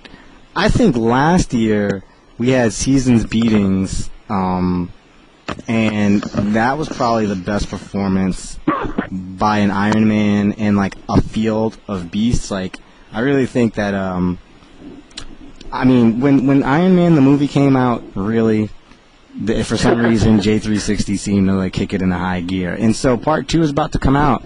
Maybe he's about to have a resurgence, because he placed third at Seasons Beatings 3, where Justin placed like 7th.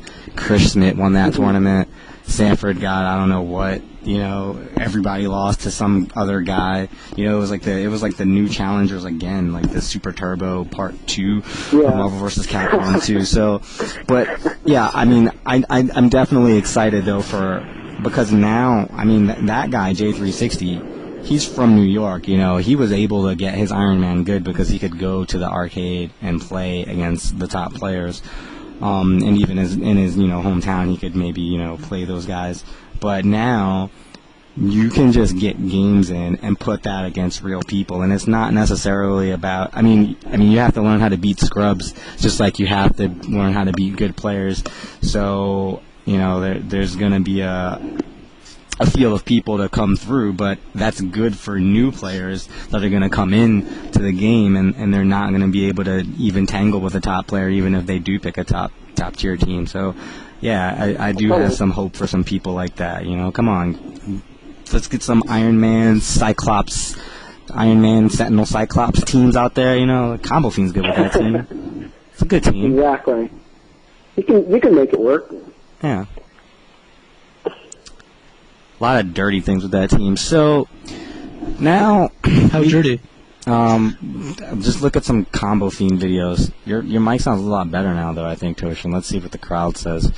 So we have main teams that are played today. We have mainly MSP, which is Magneto, Storm, Psylocke, all in the A assist. Storm, Sentinel, Capcom. That's also known as Santhrax. Sentinel is called on the drone's assist. Right? I mean, we can start with those two right there, right? I really think that that's kind of the heads and tails of Marvel. Mm-hmm. I'd agree with that. Yeah. So I think that MSS has been trying to elbow its way in for the past 4 years, but it's really MSP versus Storm, Sentinel, Commando, and that's like the basis of Marvel right now. Yeah, and I personally feel like MSS is the team that Magneto. Well, okay, MSS is either the team that Sentinel players pick when they're trying to learn Magneto, or the team that MSP players pick when they can't beat Sentinel players, so they can just kind of call them. But let's talk about that matchup for a bit. What do you think about the hardcore rushdown MSP team versus the totally versatile Santhrax? Well, I think that if you make it that simple, if it's just like hardcore rushdown MSP versus just solid Santhrax, I think that Santhrax has the advantage. But something that I've learned from watching, just kind of being on the periphery of Marvel for a while and just watching other people play,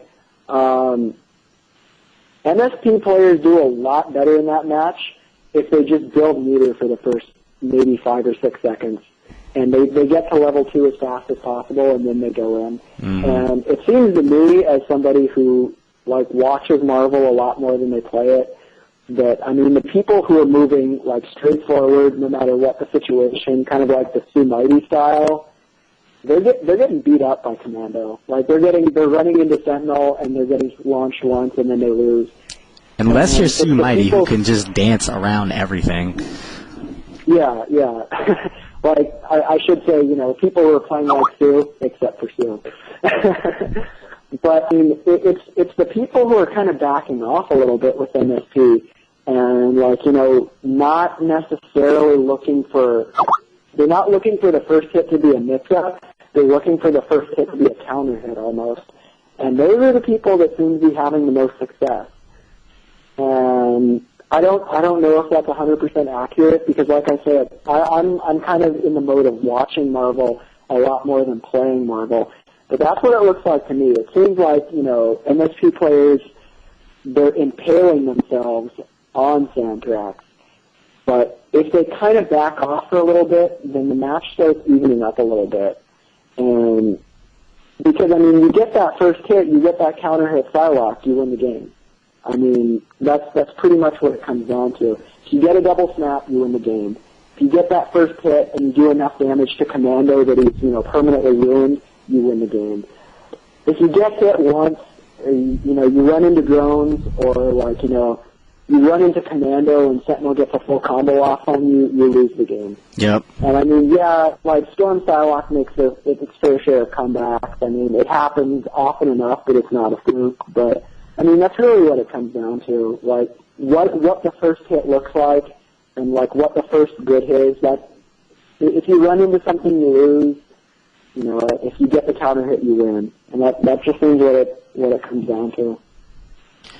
Yeah, that's the really crafty style of MSP that's kind of been prevalent. I think since you had players like Demon Hio really step it up, you had Yipes coming up.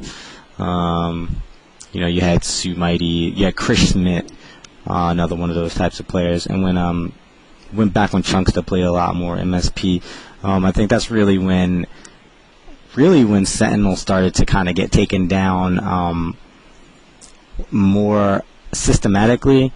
I remember having conversations with players like Chunksta and Yipes where I want to say this is around maybe like 06 time, where they were more comfortable snapping in Sentinel than they were Capcom or anyone else, because it was easier to guard break him, or it was easier to take him out from that point.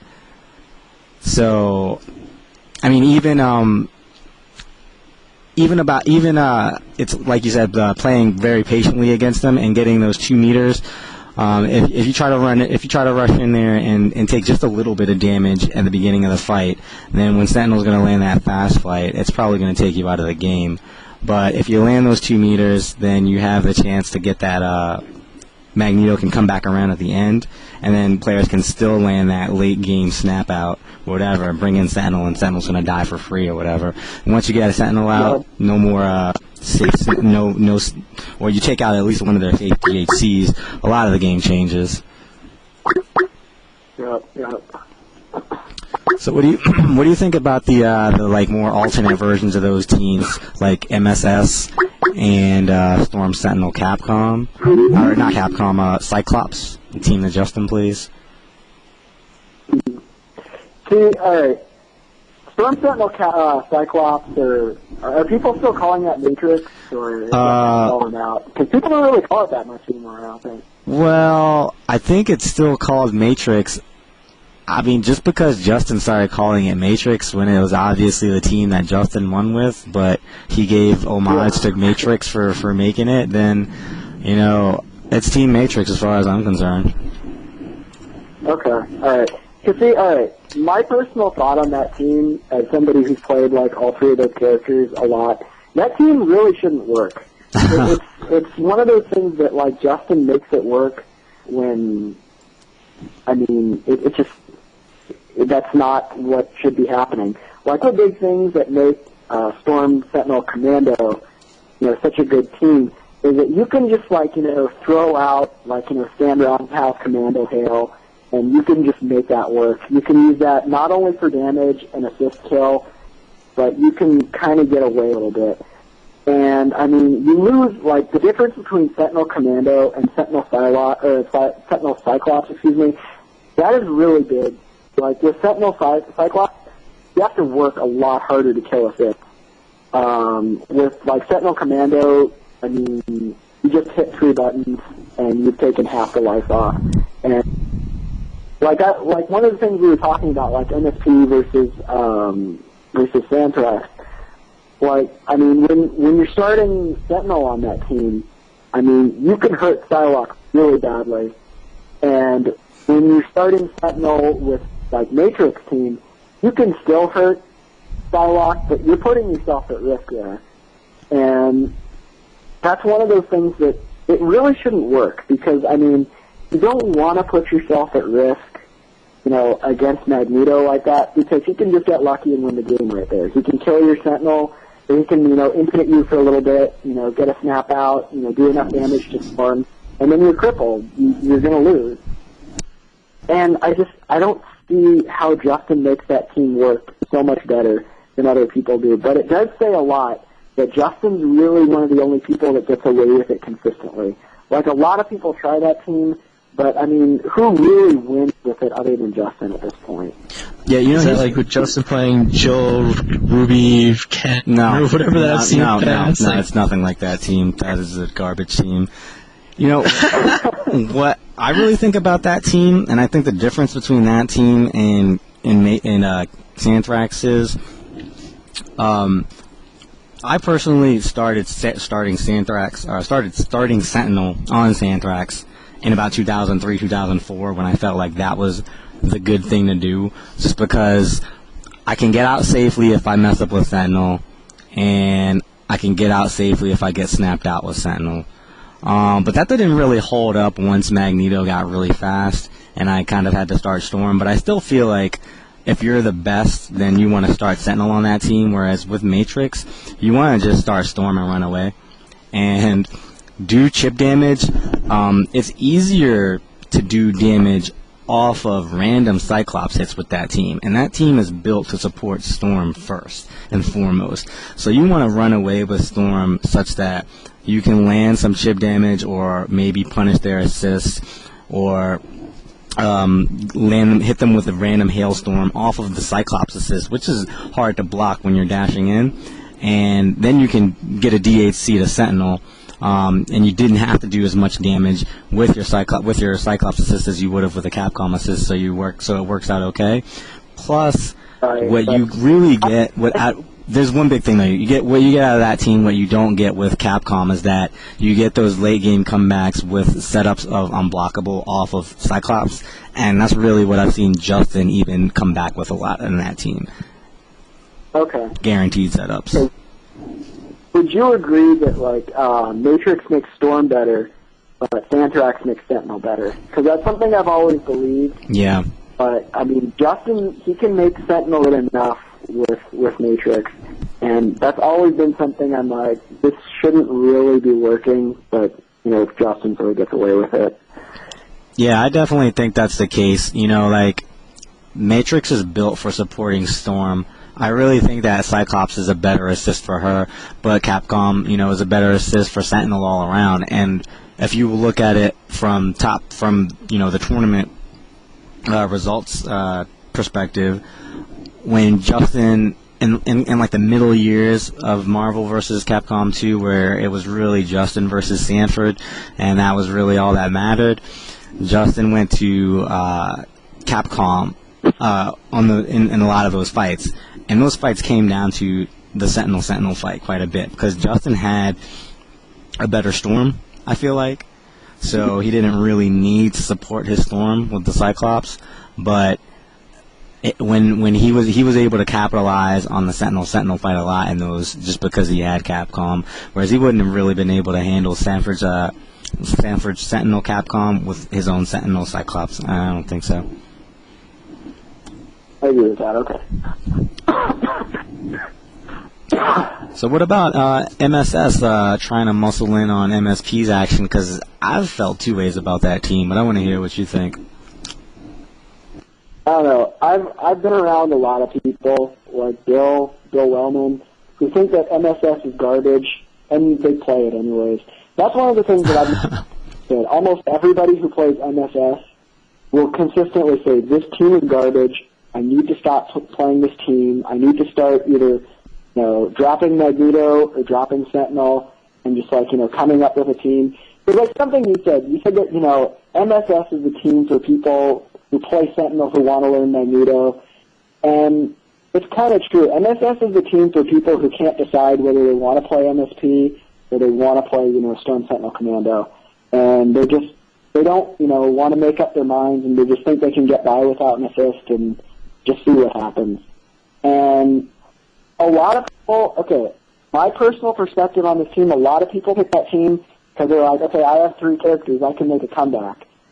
but you don't make as many comebacks with that team. I mean, there are way more times where you have like a tiny bit of Storm and a tiny bit of Psylocke and you make a comeback, as opposed to just, Sentinel by himself or just Magneto by himself. I mean, with Sentinel by himself, you make a fair amount of comebacks, but I mean, it's not the same as when you have like, a tiny bit of Sentinel Commando, who is just like so far superior to Sentinel by himself that it's not even really worth talking about. Or like, a little bit of Magneto and a little bit of Psylocke. I mean, that's a full team. I mean, if you got hit once, you were going to lose anyways. Yeah. I would totally take, 10% Magneto and like a shred of Psylocke over a full Sentinel. I mean, I would totally take that because, I mean, if you got hit once, you were going to lose anyways.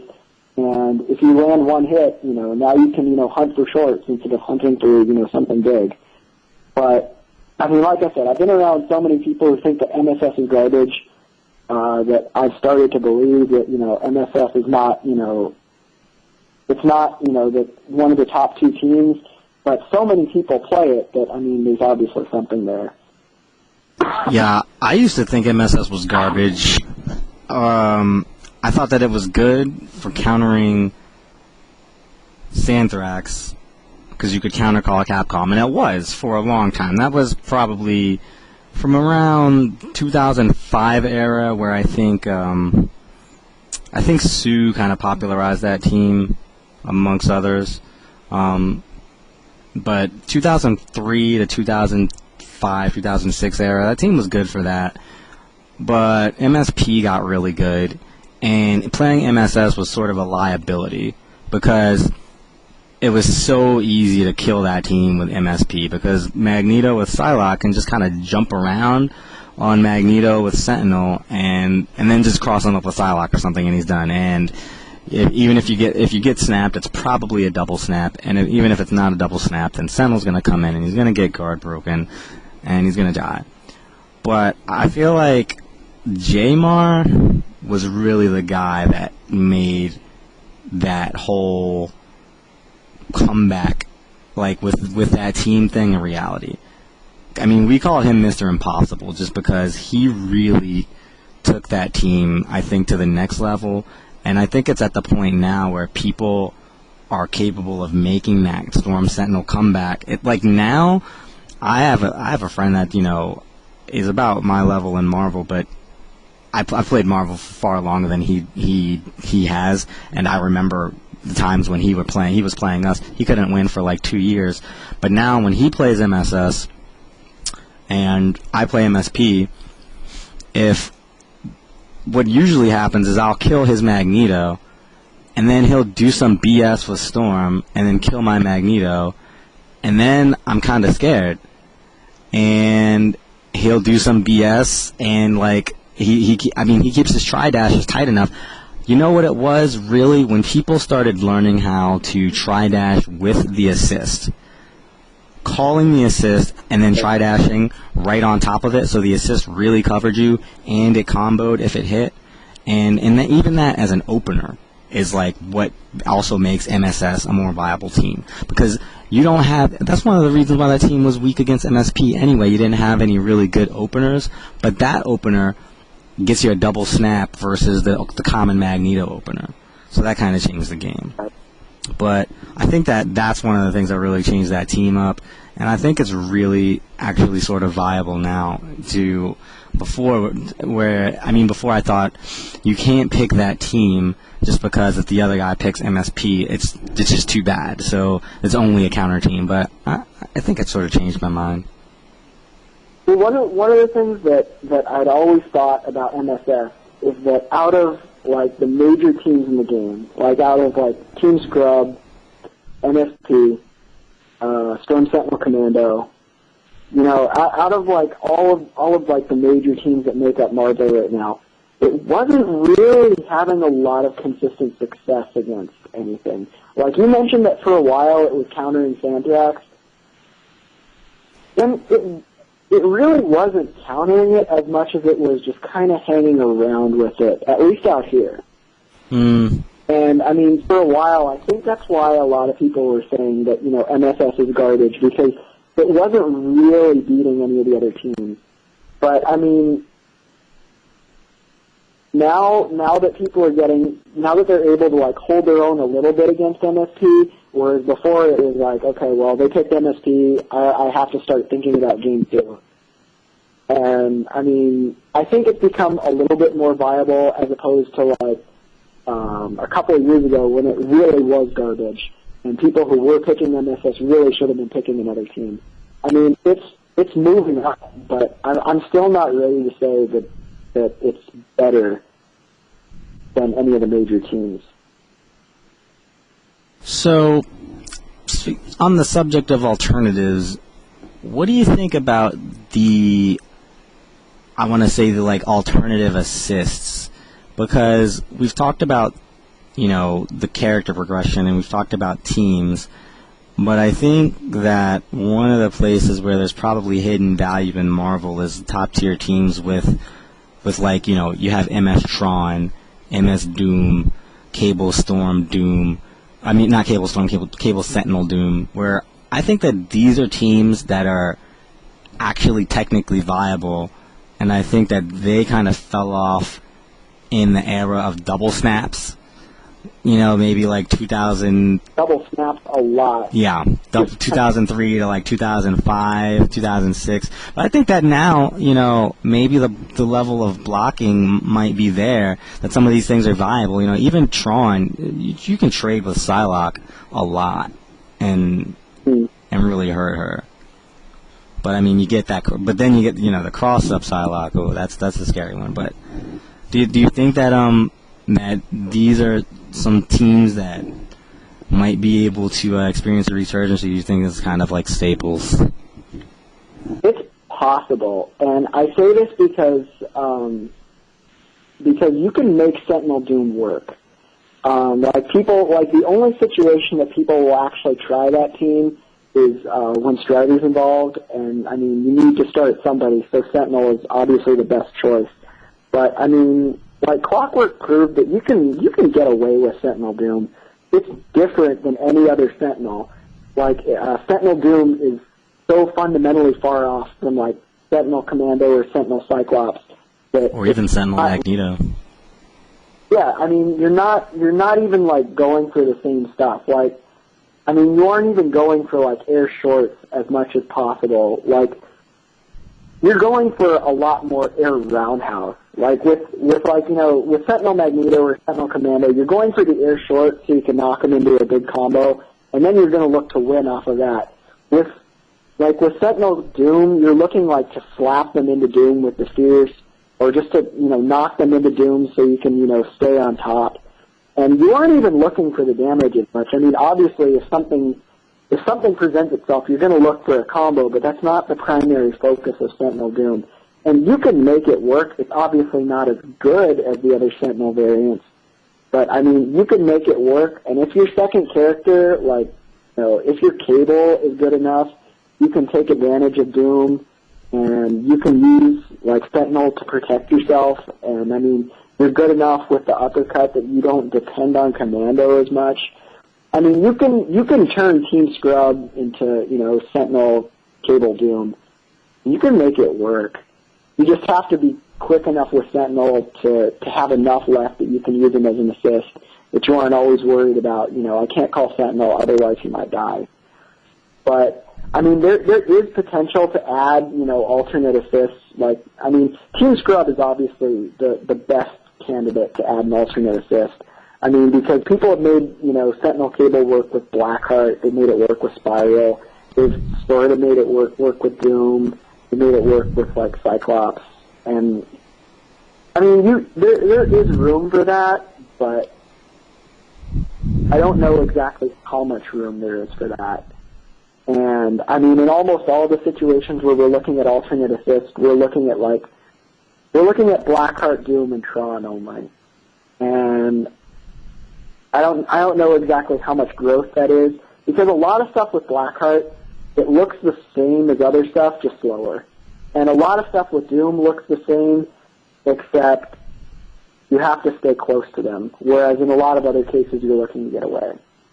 And a lot of teams with Doom only go one way. You're only moving forward or you're only moving backwards. You don't really get you don't get the option to do both. You can only do one at a time. So, but it is possible, and I mean, maybe some people can work with that, but I wouldn't look to it like to replace any of the top teams, just to be kind of something that you would throw out every now and then to catch someone off guard, but definitely not to replace one of the top teams. well, on that note, like, what do you think is the kind of important things that you need to think about when designing a team? I mean, even just in general, because I know you've had some weird teams like Ryu, Dalsim, and like somebody else. So, like, what kind of goes into trying to make a team like that work? Okay, like, I mean, I say this because, I mean, with Xbox out, I mean, you can play against a lot of people who are, they're upper mid-level players, and you can get away with some stuff on them. So you can go pretty far down the tier list and make stuff work. I mean, like I probably have like a 70 or 80% win ratio with like a garbage team like Bison, Silver Samurai, Doom. So we'll get into like team dynamics. Like when you're making a dumb team, like what's the goal? Like, I mean, you can get away with. I want to say it's like Vegeta X. He's the guy who plays like Rogue Storm Tron, right? Or is that VDO? No, VDO plays that stupid Colossus team. No, that is him. Okay. But yeah, you can make a team that has two pretty average characters as long as you know what the goal is. Like on that team, the goal with Rogue is to land that cross-up hit that drops him into Tron. And after you land that hit, you've done a lot of damage. You can either like cash out right there and get the DHC into Hail and win, and like pretty much eliminate one character, or you can keep it rolling, go for the cross-up, and get the free kiss, and then you can start rolling from there, because most of the time you're going to get the speed assist, and then she starts getting out of control. And I mean, that's an example of like a low tier team where there's a definite goal in mind. Like his goal is to set up this, and then you get that, and then you can keep going from there, and then you have backup because then you have Storm. And that's how you can take like kind of a subpar team and make it work. And like if you want to go even further down, like I mentioned that Bison Silver Samurai Doom team. Like the goal on that team is you build meter with Bison, then you use it with Silver Samurai. And you can use it in two ways. You can use it to either, do the lightning and completely fry somebody, or you can use it to drop Doom next to them and throw the stars at them and then take 30% life. And there's at least a goal there. And like you can completely kill off a character with Psycho Pressure and the lightning. I mean, that'll 100% pretty much everyone but Sentinel. And, I mean, that's a terrible team. They're, like, Bison and Silver Samurai, they're probably not in the top, 25 characters in the game. But they kind of work together a little bit, so you can get away with it. And, like, when you make a low-tier team, that's kind of what you have to do. You have to be looking for one gimmick or one setup, and then keep looking for that. And then once you find it, then you take advantage of it, and then you have to have, two parts. Like with that Rogue Storm Tron team. Like the two parts of that are get that hit with Rogue, and then get the lead and you kill off a character. And part two is you have Storm and Tron and you hold it down. And then you either land one more hit with Storm and you win the game, or you just run away and you hold your lead and you win the game. So he has two parts, and that'll get you through two characters, and that's enough. And like with the Bison Silver Samurai Doom stupid team, like the two parts on that are, like you land the first hit with Bison and you kill someone off, and then part two is you either chip them down with Silver Samurai or you kill their assist. Like I was playing Crizzled MST online the other day with Bison Samurai Doom, and like my whole goal with that team is I'm just going to launch Psylocke once and I'm going to kill her. And I mean, when you're picking a low tier team, that's what you have to do. Like he finally left Psylocke out, and he didn't have 2 meters to cover with like Tempest into Hail. I launched, Psycho Crusher, let it uncombo into the lightning where it gets behind you, and killed off a whole character, and I won the game just off of that. And so when you go about making a team, you have to be thinking about situations like that. Like, I'm looking for one thing. Where is it? Okay, I got it. I'm going to do it. That reminds me, do you have any interest in Tatsunoko versus Capcom? Because the way that you're thinking about that, man, there's really some room for innovation in that game, and it's upcoming pretty soon. Yeah, see, I would have gotten into Tatsu if it was on, like, a system that I owned, or if it had an arcade release. Like, putting it out on the Wii, that was, like, the worst possible world for me, because not only couldn't I, like, take it home and just dick around with it and, like, training mode myself up and come up with, like, 100 different really, really ridiculous setups that would only work once, but that's okay, I only need one. Isn't there an arcade release in Japan for that? Dude, you are hella loud. Oh my god. Fix that shit. Yeah, it did an arcade release, but it was kind of like weird because they had widescreen issues. Okay. Yeah. They have it in some arcades here too. Yeah, see, I never got a chance to explore that. Literally, the last time I played Tatsunoko was at EVO last year. And, I've gone an entire year without playing it, and then I heard that Marn broke the game, and I was like, alright, I hate Marn. I don't want to play this game. But Marn got fucked up in Japan, though. Hey, why don't you just that makes me happy. Just get a Wii. Come on, just get a Wii. Look, we're going to link you to some videos, right? And then when you come back on the show, after you've watched those videos, you're going to be like, holy shit, he just did an unblockable guard break into 100%. I didn't know this game had it like that. When is it coming out? And then everybody's going to hear it, and they're going to be like, that's sick. See, Yeah, that shit I is watched sick. a couple videos. Like, I watched Keith. He had a video with, like, the gold waffle guy. Like, I watched that, and I was like, wow, that looks like a lot of fun. And then, like, I never got a chance to play it or think about it again, and it just, like, kind of left my mind. Hey, can I ask you guys something? Why does nobody use Omega Red? Oh, here we go. Okay, first, I'll give you a little bit of background on Omega Red. Omega Red, until maybe 2004, was like the West Coast character that we would pick if we ever really wanted to humiliate someone, because he was like a good character, he served a purpose, and a lot of people who weren't playing like in the LA and San Diego area, like they had no idea what he would do. And like, okay, his purpose is builds a lot of meters, and he has some really stupid cross-ups with Doom and Sentinel Assist, because you can control like where he drops, and you can just do Omega Strikes and then drop behind him right when Sentinel comes, and you go over the top, drop on top of him. And I mean, like, people did a lot of damage with him. Like, Clockwork did a lot of damage with him. Shady K did a lot of damage with him. Like, Shady K basically humiliated DSP on the big screen in one of the first, like, big screen matches that was, like, a lot of hype. Ah, yes. It was just like, I'm so much better than DSP, I'm going to pick Omega Red on him. And he almost perfected him just with, like, 2,000 red trick. Yeah, dude, Omega Red sucks. Fun. But, I mean, just got a different thing. And you gotta build sticker, and you gotta get the cross up. But I don't know. He's just different character, and he's hard to fit into teams. Like, I mean, you can pick like Omega Red Storm Sentinel. You can pick Omega Red Strider Doom or Omega Red Sentinel Doom, or maybe even Omega Red Cable Sentinel. But I mean, it's just hard to like shoehorn him onto teams.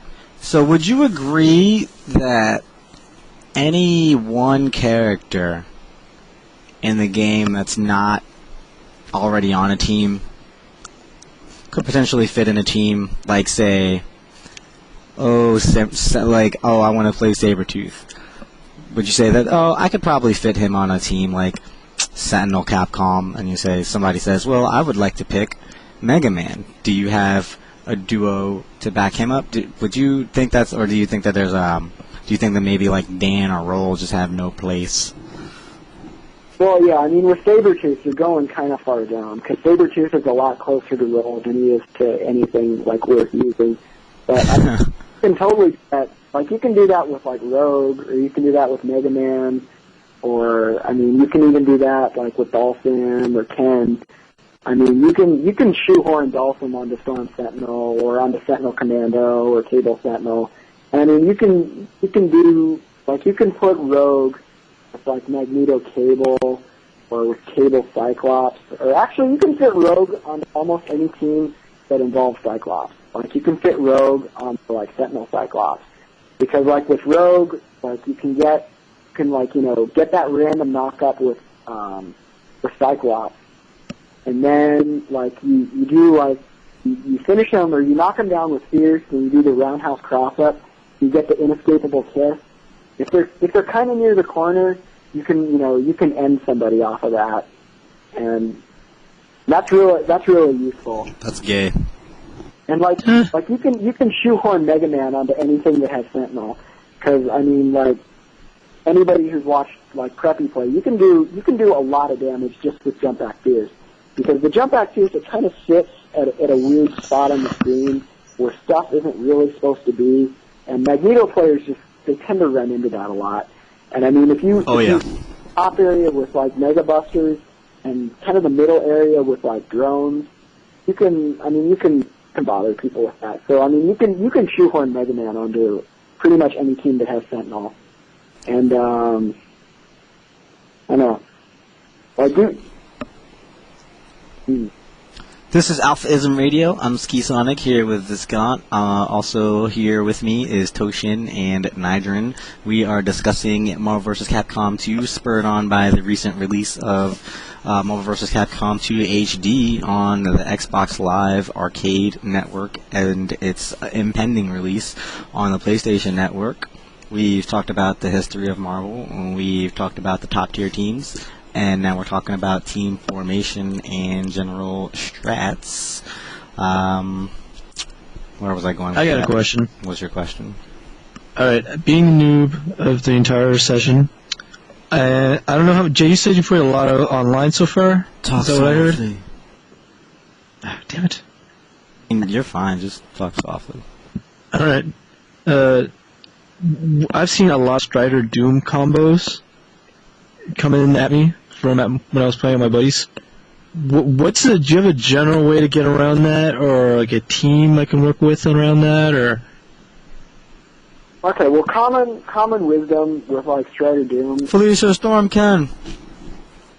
Well, okay, maybe not that far down. Like you can play Ken against Strider Doom, and you can go a long way with that. And the reason for that is that when Ken, when you use Ken to counter an assist, Ken will send that assist way really far up, and that'll throw people's timing off. Like, they'll think that they can call their assist, but their assist isn't ready yet.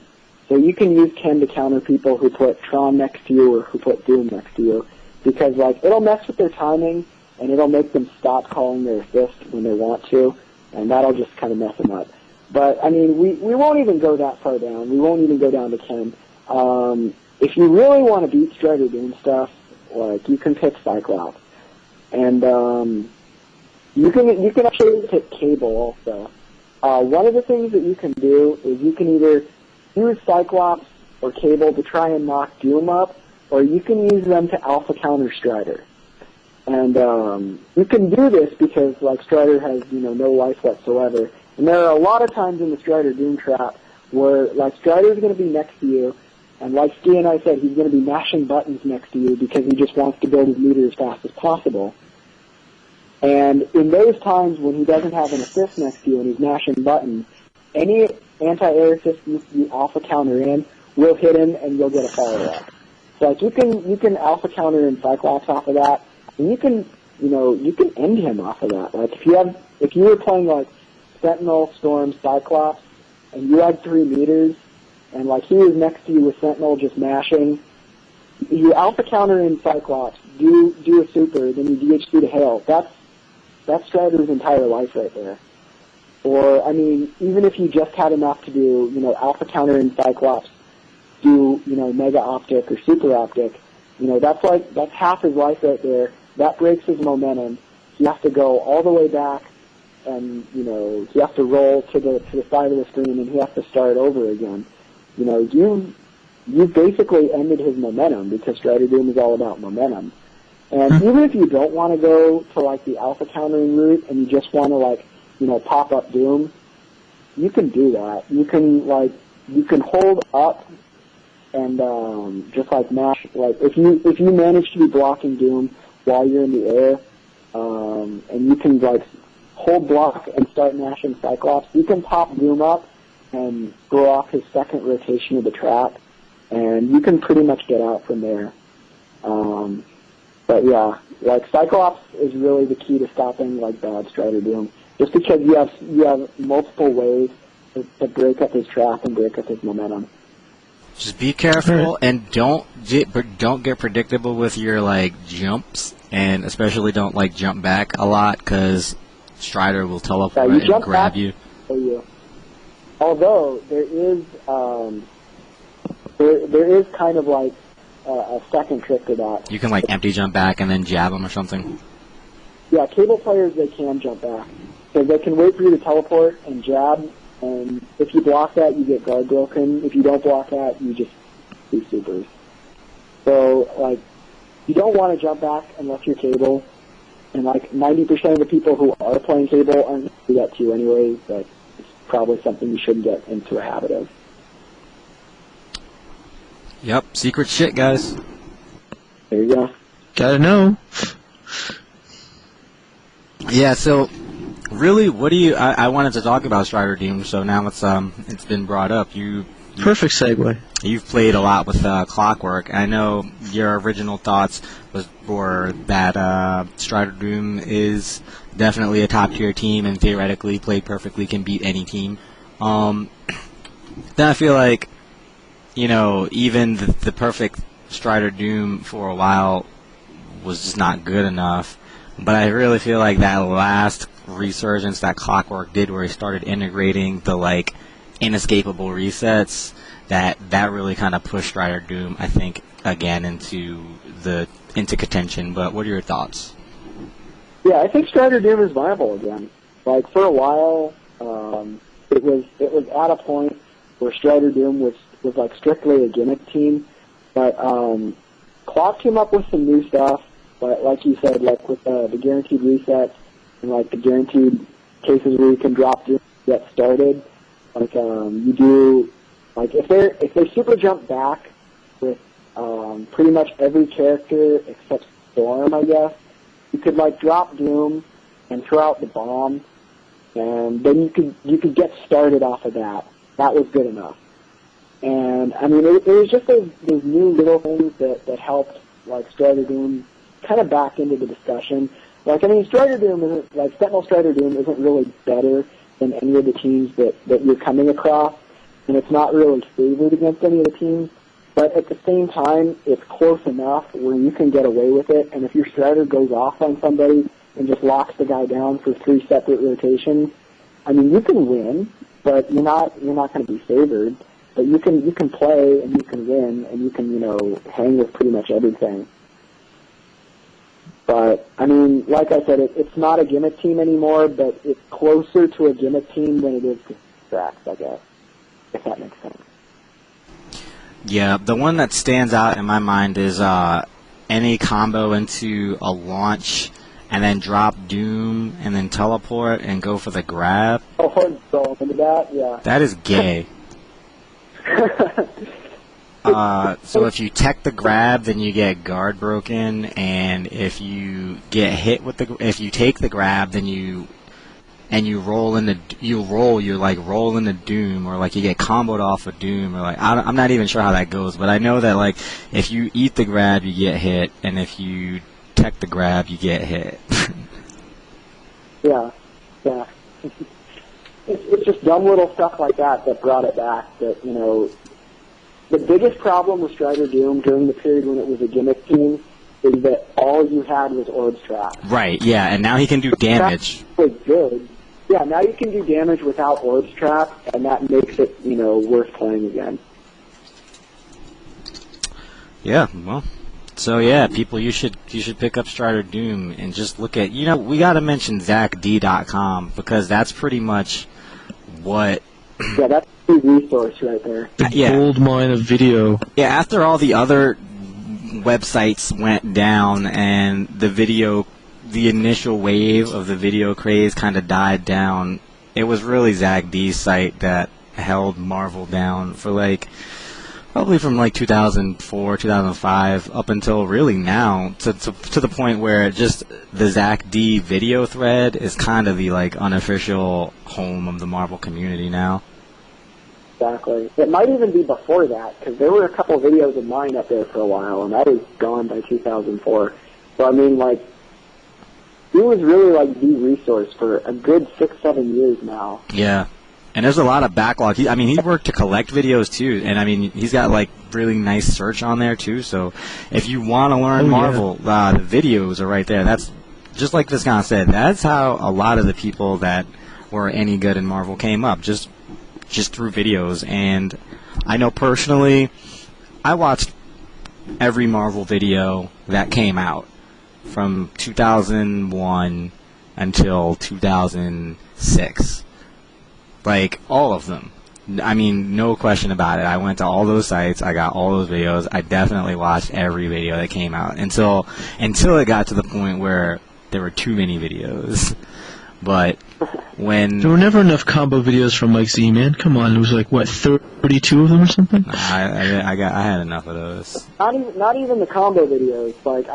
I know what he's talking about, because for a while, until I got out of Marvel in 03, 04.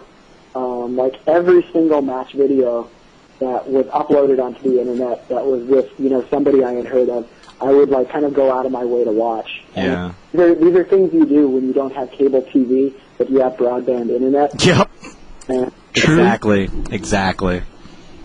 Yeah, and that kept me in practice when I wasn't, when I wasn't playing anyone, really. When I was in school and I had next to no comp. Just having a base of the game and then watching videos really is what kind of kept me in shape, what kept me up to date on current play styles, and also gave me insight on the developing scenes and things. So if you guys want to learn Marvel, I know it's just it's an intimidating game on a lot of viewpoints, but there's so much information out there, and there's so many videos that, in a lot of ways, it's one of the most accessible games. Also, it's the only game where you can attack pretty much all you want if you pick the right team, and that's pretty intuitive. I think that there's a lot to be said for that. I agree. That's one of the big barriers for entry on Street Fighter 4, for example. There's so many matchups where you just have to hold back and wait for a while. And Marvel's always been the game where, as long as you have the right team, you could play pretty much any way you want. And there aren't really that many games like that. In Marvel, you can pick a team where you can just run away. You can pick a team where you just attack. You can pick a team where you just fill the screen with as much crap as possible. And you aren't really held down to just one play style. And I've always thought that was one of the things that kept Marvel accessible.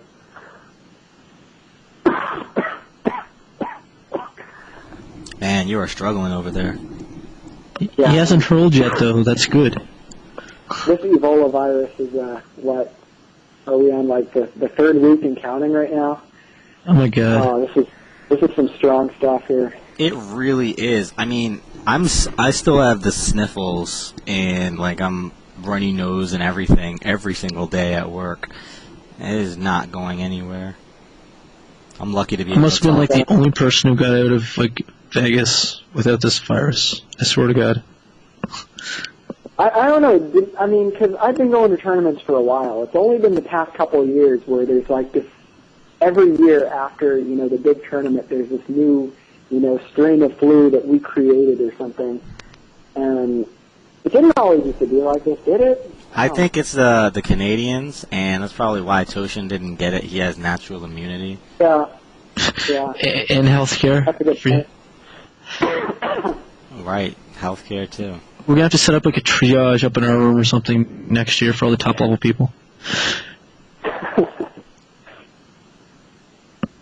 Ski doesn't get like he was up in our room and he's not as bad as you. No offense. I was only in your room for one day. If I was there the whole time, I'd probably be good. Yeah. So Jade, because you're getting we have a new era of Marvel. Are you gonna get a new vest? Dude, I can't fit into the old vest. No, get a new vest. Oh, that's sad. I probably should, but that vest has been one of my social accessories from 1996 when I used it as a class project. I had to play a gay prostitute. You had What? to play one. Oh, go back. Backstory this. That's where the vest. Yeah, that's where the vest came from. We were doing I think we were doing an all-male version of the Friar's Tale from the Canterbury Tales. And since we didn't have any girls in our group, I had to be the prostitute. So I got these tiny little hot pants that not even Ricky Ortiz would wear. You had to do this. Well, I had to. Dude, I had to earn that A. I mean, people may not understand because, I became the guy who was in college for 8 1/3 years. But when I was in high school, I was the prototypical overachiever. If I get a B+, I'm going to slit my wrists at lunchtime type person. So it was close. It was one of those borderline where I might not get an A in this class. So for that little skit, I had to go all out. Wow. That's where the vest came from. And Wow. I've been using that vest as a social accessory up until about 6 or 7 months ago, where I'm officially too fat to put it on. Maybe I'll lose some weight. Wow. Maybe I'll lose some weight and drink off the vest. Oh man, I can't figure you as being overweight. Check out the B5 footage. You can probably see Jade donning that vest if you can manage to dredge it up anywhere. It's actually on our puppy site. Go get it. There is a lot of secret footage of me floating around the internet from high school, that skit itself. Because I don't know how it was for other people going through high school, but I was going through high school in the late 90s when video cameras were just getting popular. So in everybody's social group, there would be this one guy who had a video camera and he took it everywhere. Yeah. So I imagine that on some kind of bootleg, Russian version of YouTube, there's footage of me at parties throwing up in the pool and doing all kinds of dumb stuff. Because my entire high school years were captured on video by my stupid friends. So it's out there. If any of you Google ninjas out there, I'm sure you can probably find it somewhere.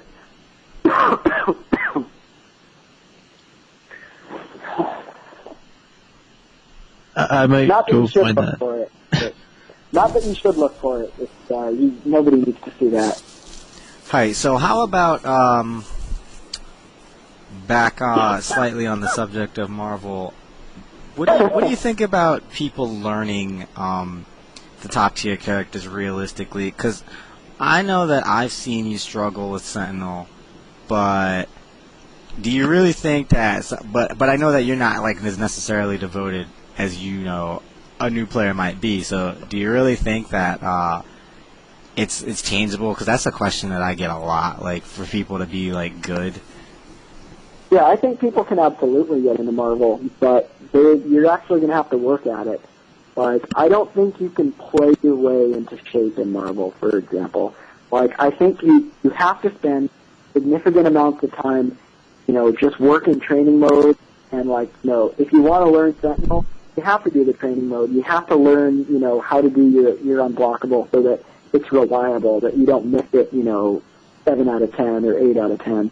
You have to be hitting that at least 50-50 to go for it instead of looking for a guard break, for example. Or, if you're going to play Sentinel, there's no excuse for not, having fast fly combos. And, that's not something you're going to learn through play, and you're going to practice that. you're going Oh, to yeah. get down. And I mean, like for cable, for example, like learning how to like place grenades. I mean, that's not something you're going to learn through play because I mean, if you miss one, you lose the game. So I mean, you have to sit down in training mode, and you have to get that so that you can place that right every time. You can get your Tiger Knee grenade every time. Or like with Magneto, I mean, you're not just going to play your way into doing the ROM infinite every time or doing like those corner Tempest combos that are mostly inescapable. And not really inescapable, but whatever. You really have to sit down in training mode and make sure that, you get that reliably. And I was talking about this like on IRC maybe a couple months ago, but it bears mentioning. And Marvel is probably the game that asks the most out of you to be able to compete. Because, I mean, like, all the things that I mentioned, like, those are absolute essentials for those characters.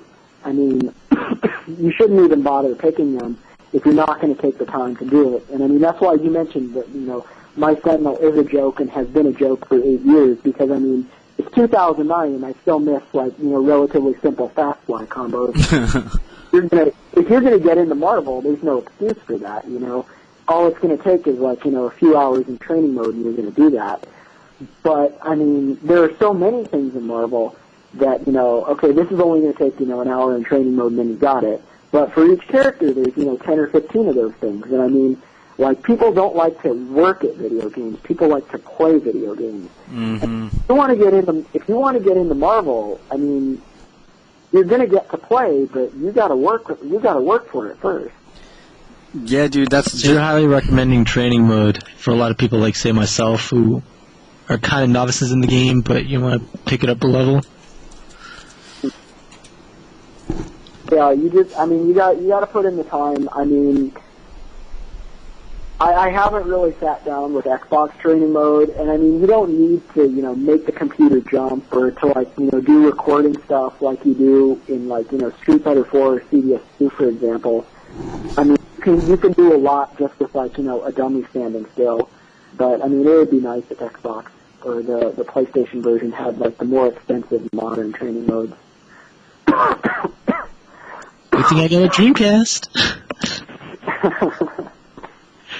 Yeah, like I said, my friend I will say that he is better than me at Marvel vs. Capcom 2 now in 2009, and I was hands down better than him for, I don't know, some number of years. I didn't even really meet him until, like, ECC 10, so I was probably better than him from, like, 2005 or 6 until, let's say, like, a year and a half ago.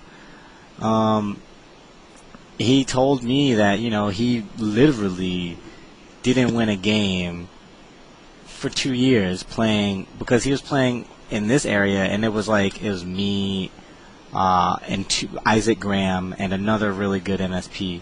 And I really wasn't even around. I was in school a lot, so he was playing against, like, 2 of the best MSPs on the East Coast a lot, and if you're fighting MSP and you're not at that level, then MSP is going to kill you, and that's just what MSP does, and it's going to take you a while before you can learn that part of the game, but like you said, like, you will get to play. I mean, he was playing at, like, a really steep learning curve, so he, like, literally didn't win a game for 2 years, but now he said he was playing Sanford one day, and Sanford said to him, "Hey, you're pretty solid," and he is pretty solid. Like, he hits a lot of things that I'm like, damn, like, why couldn't you mess that up like a regular player would, and I would get to come back from this right there. Like, it takes time, but it is definitely attainable, I think.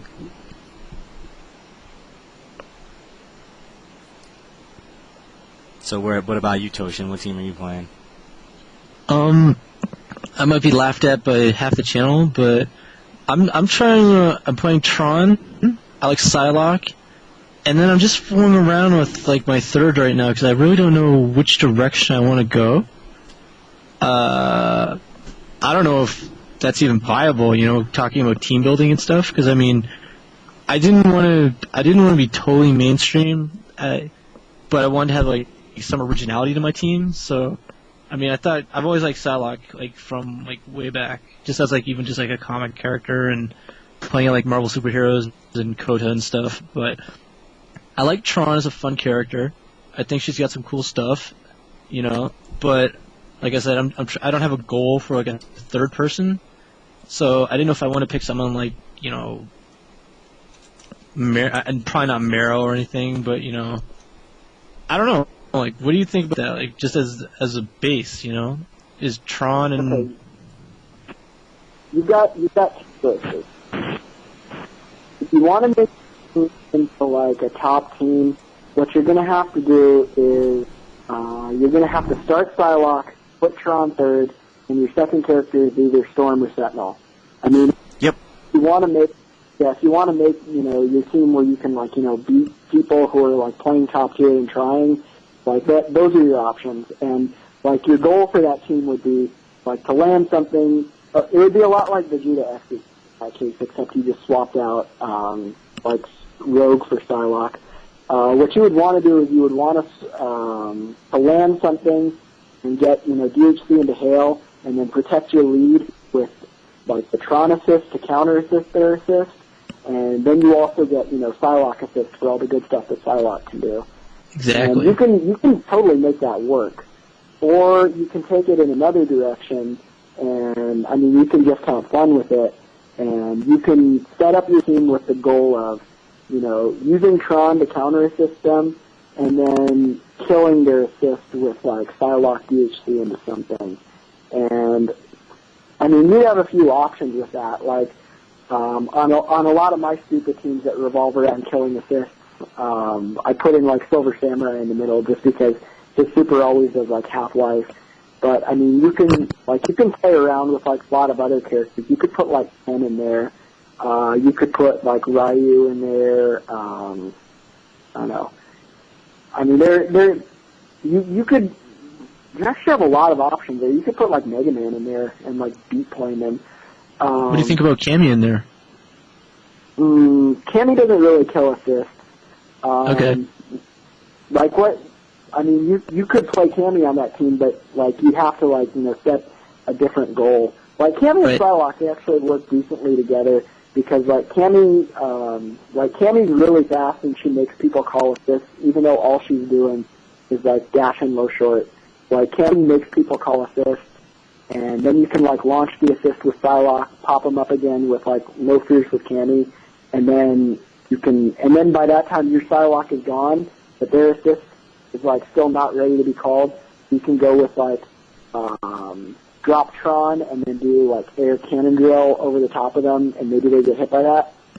And it's not 100% safe, but I mean if you're playing that team, you aren't really worried about safety. You're just kind of going for it. Yeah.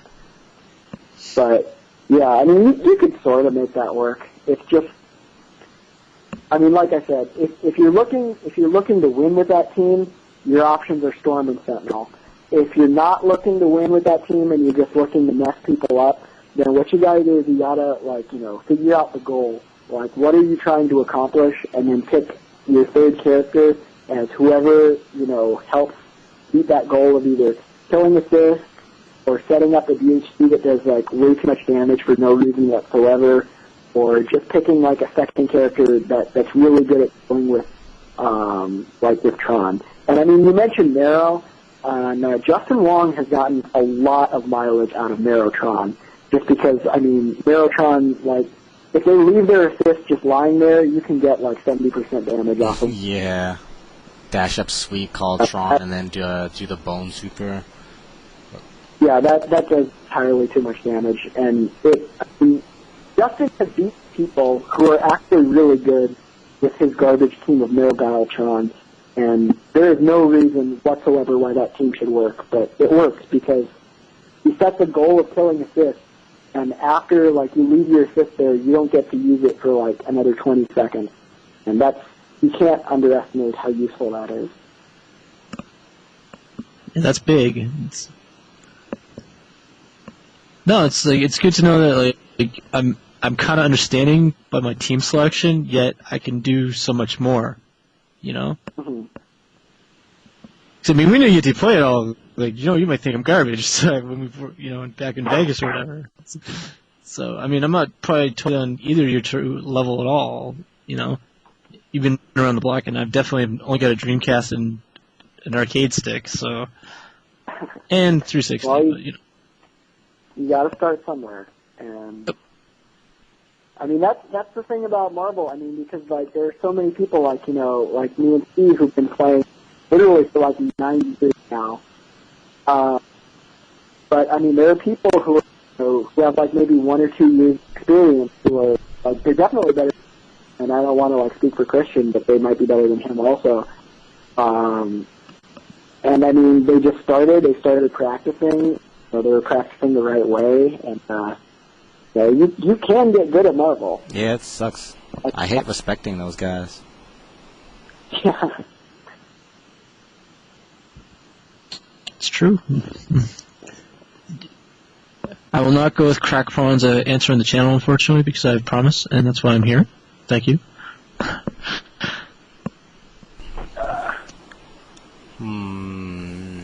So, you seem to like Cyclops. What do you like about that character, really, and his chances against the rest of the cast? I mean, why do you think that he's really a contender? Well, Cyclops has he has a couple things that are really useful. Like the most obvious is that he has a good assist, and I mean with that assist, I mean you can alpha counter into a super and you can get damage. You can get enough damage to kill off of an alpha counter, and that's something that a lot of people. I mean, everybody knows that alpha counter into super exists, and I mean we even know like situations where people are looking to do it.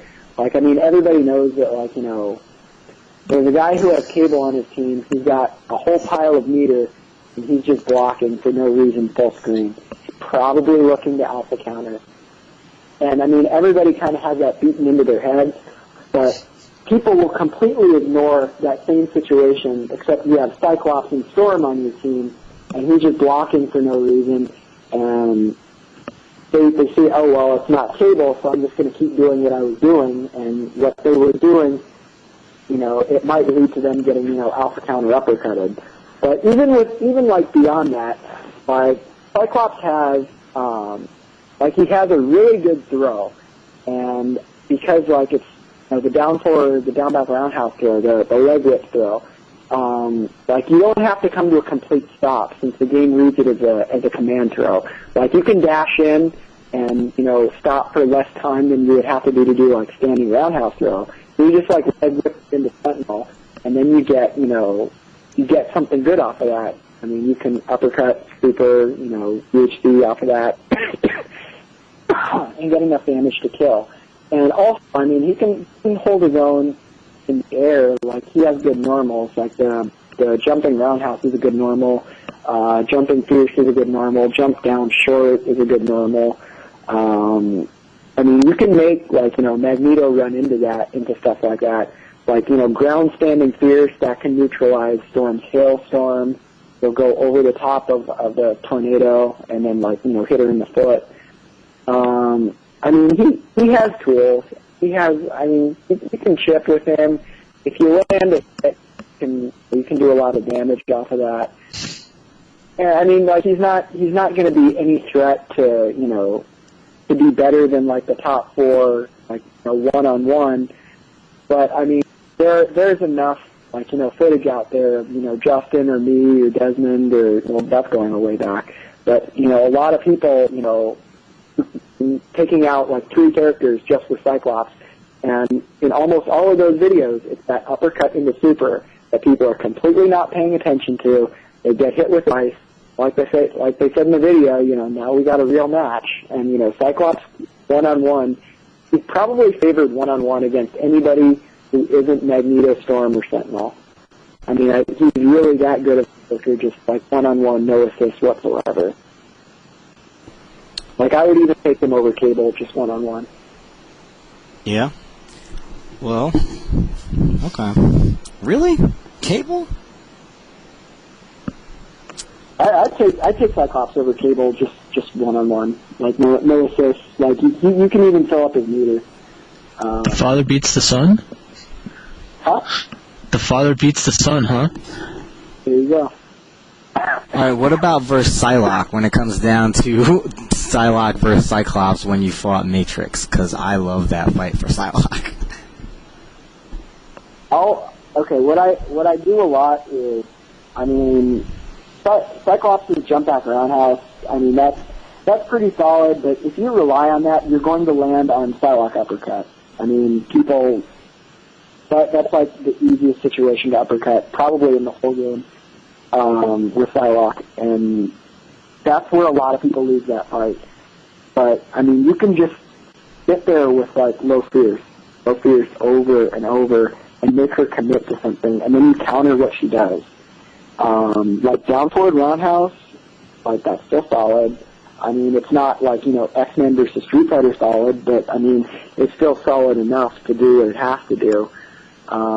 Like you can jump back fierce if she does like, normal jumps. And a lot of times like one-on-one, like they come down to, older Marvel where, people aren't thinking about like the rules of modern Marvel, like never normal jump. But when it's like a one-on-one situation, people kind of throw that out the window. And Cyclops is really good at dealing with that, not just because of down forward roundhouse, but also because of jump back jab. And I mean, he has like double stand roundhouse, which is good enough. And I mean, once again, he also has uppercut if you're just going to rush in. And I mean, like you could make your uppercut safe. Focus cancel. Damn it. Hey, okay. Huh? It's just like focus canceling, but not. Go. They were years ahead. Okay, well, it's getting late on the East Coast, so I'm gonna have to wrap this up for tonight. But I want to ask you one more question, since we were on the subject of like one character comebacks, and we got a real match. This is a question I asked you before, and I think the answer is really good, so I want to ask it again for the record. About Clutch in games and in games in general, your opinion on Clutch, because I read about an article. I didn't read the actual article, but I read like an article about a paper that was published doing like analysis on Clutch in players. Like I think they looked at basketball players or maybe baseball players or just maybe among a selection of sports, and wanted to examine whether players that they consider clutch or are considered clutch are actually more likely to hit or more likely to be successful in high pressure situations. Their conclusions were that they seem to be more likely, but they didn't deem their findings necessarily conclusive because perhaps these players are given more opportunities because they're considered clutch. So it's hard to, they maybe need to do like more correlative studies or something to that effect. But I know that you are experienced with sports gambling world and in video games as well, so you probably have your own thoughts on clutch. Yeah, like the study that we were talking about, like last time we talked about this, like I think like the players who were brought up, like Kobe Bryant, LeBron James, Dwayne Wade, a lot of their statistics across the board, what was defined as like clutch situations, their statistics were like really inflated, just because like, at the end of the game, they always have the ball every single time. There isn't even really a plan B. So like points per game, assists per game, just over the clutch period were really, really high. But when you started looking at like the percentage factors, like Kobe Bryant was equally as likely to make a shot in a clutch situation. He was shooting like 46% from the field, where like during the year and during that time period, he was normally shooting like 46.2%. So it was like, basically exactly the same. And in video games, it's a lot like that. the reason we think of certain players as clutch is because, like, they get, so many repetitions, and it's because they're just better. And, I mean, in any given situation, you would expect Justin Wong to come out ahead. I mean, just because Justin Wong is better at this game than, anybody else is. So, I mean, in a situation where, where it's coming down to clutch time, obviously you take Justin because, just like LeBron, Justin's going to come through just because he's better than the other person, so he's obviously going to be favored in that situation. Now, as far as clutch existing in, like, when you look beyond that, when you come through in situations that, that aren't normal situations, that aren't, neutral field, one game, one match, who's going to come through. I mean, clutch definitely exists because, I mean, like, top players, they have that same kind of mystique. And, I mean, if we're going to go and, like, stick with the basketball analogy, like, it's just an undeniable fact that, like, Kobe, LeBron, and Dwayne Wade, Carmelo, for example, they get a lot more respect, in the clutch than the average player does. Like, a rookie doesn't get the same call that LeBron does down the stretch. It's not right, but, I mean, that's just the way it is. And, I mean, an elite defender, he's gonna body up that rookie, whereas, against LeBron, he's not even gonna try it because he's like, well, I'm going up against LeBron. I'm not gonna try that move. I'm gonna go for like a low percentage swipe of the ball because, LeBron's just gonna beat me off the dribble anyways. And, I mean, that's what happens with Justin all the time. Like, I mean, in all of those, like, one character comebacks, like the reverse OCVs that Justin does, or like when he came back, like with one pixel against Mix-Up, when Mix-Up was going to take him out of the tournament. If he just played normally, if he had just, played his game and, gone for that little bit of chip damage, he would have won. But he was so busy thinking, I'm going up against Justin Wong, I'm not going to do this. That, I mean, that's where Justin's clutch came from. It came from, like, the other person mentally taking themselves out of the game, and they gave him that opportunity to come back, And I think that clutch definitely exists just because I think it's been proven that negative clutch exists, just because of all the situations where, like, lesser players, like myself, for example, have come up short. So if choking exists, then by proxy, clutch has to exist. Because, I mean, if somebody's choking, then, then by comparison, somebody else has to be clutch. So, I mean, I think that clutch exists, but after having time to think about it, I think that the ultimate in clutch is really consistency and being able to play your A game at all times and not, getting mentally beat down. And, I mean, when we look at situations that are clutch, I think more often than not, we're looking at people who are just playing their A game and not, reaching down into their bag and, coming out with like an A+++ game. You know what I mean? Yeah, I definitely choke a lot too. Some bitch. Everybody choke, bro. Nah, man, Justin doesn't choke. That's right. Actually, Justin does choke. But you know who he chokes against? He chokes against the Japanese players, and that's because they're not choking. Maybe clutch can only exist in the presence of choking.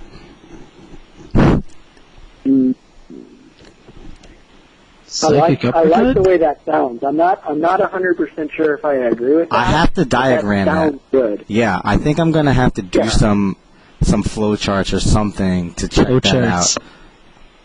But I think that they're gonna be related. That's something that's like, that merits a lot of actual thought right there, because that's an interesting thought. I'm not sure if it's right, but I don't think it's wrong either. So there's got to be some correlative relationship to the amount of choking and the amount of clutch that can exist in the universe, I'm thinking. It could be a regional thing. Because you can't destroy nor create energy, so they're probably emanating from the same source, something to that effect. Anyway. Ooh, I got a question. What is your question? From AAA Atomic, Jay, we're both gamblers at heart. I know this. We don't have to go into it in great depth, Dude. but there's apparently a video game gambling site now called BringIt.com. Have you heard about this? Oh God. Bringit.com? Yeah. Yes.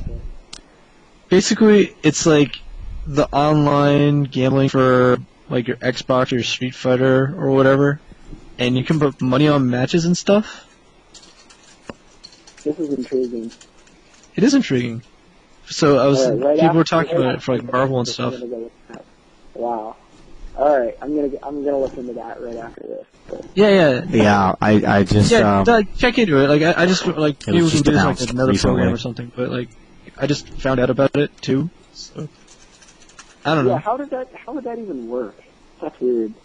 oh I don't you- know. Like, um I was just checking into it from I didn't even know what the website until AAA Atomic. So I don't know much about. I'm just checking the basics. the thing of it is, it's you both you sign up for an account on the site, you agree to a challenge in a game, and the game the site supposed to support PS2, PS3, and Xbox. I don't understand how it supports PS2, but I don't know what games it would support. Maybe like Madden games or something, but it will resolve who won the game somehow, and then it will award the winner the money minus the whatever the fee they skim off the top is, so it's kind of like PayPal, but it's the money match version. I glanced at the site today, and it did have a banner on Street Fighter 4, and there was Madden 10, but it seemed like there were 10 people registered for the whole thing at the time. So I don't know. That's just, It's worth maybe checking I'll out check though. out that. Yeah, it's Yeah, probably something maybe. worth doing. Interesting. Because you could probably just pick Zangief and own a bunch of people that just don't know, and Yeah, just drop the Well- heads over and over. yep, while the site Interesting. while the site's launching, yeah, there's probably all those guys that are I imagine that the people that are going to populate this site are mostly going to come from Madden 10 or whatever, and then they're like, oh yeah, I play Street Fighter 4, my Ryu is too good, you can't touch me, man, you get everything, man. And they're free. Right, so, yeah. Like I said, I didn't try to change topic dramatically because I know it's about Marvel tonight. Free one, But I Freddy. just saw that, and if people were going to do that for Street Fighter 4, it could cross over. Who knows? Yeah. It's all good though. Probably should wrap this up for me anyways. I'm losing my voice and I'm dying over here. All right. Well, You did good. thanks a lot for sharing that time with us while you weren't in great health, and hopefully we can pick this up again, because this is the Definitely. second great interview you did, and we only got halfway through the history of Marvel, so there's probably plenty more to talk about. But glad we got to do Yeah, well, a lot of strategy. That was great. Yeah, definitely. I picked up Alright, some stuff. okay. All right. all right, later guys. Good night, Jay. Thanks, good night. Jay. Good night, Dave. Thanks for helping me out. Yep. Sorry about the end. This is my bad. You're all good. Right, so I'm gonna go ahead and say goodnight to you too. Alright. Peace out, Dave. And thanks you everyone for listening. That was my August 4th AlphaISM edition Marvel vs. Capcom 2 in depth. My guest was Viscant. Toshin was with me, and Nydrin as well. We kind of went through the ringer. Didn't really get to finish the Marvel vs. Capcom 2 history, but it's late. Hopefully we'll be able to bring that one to you again sometime in the future.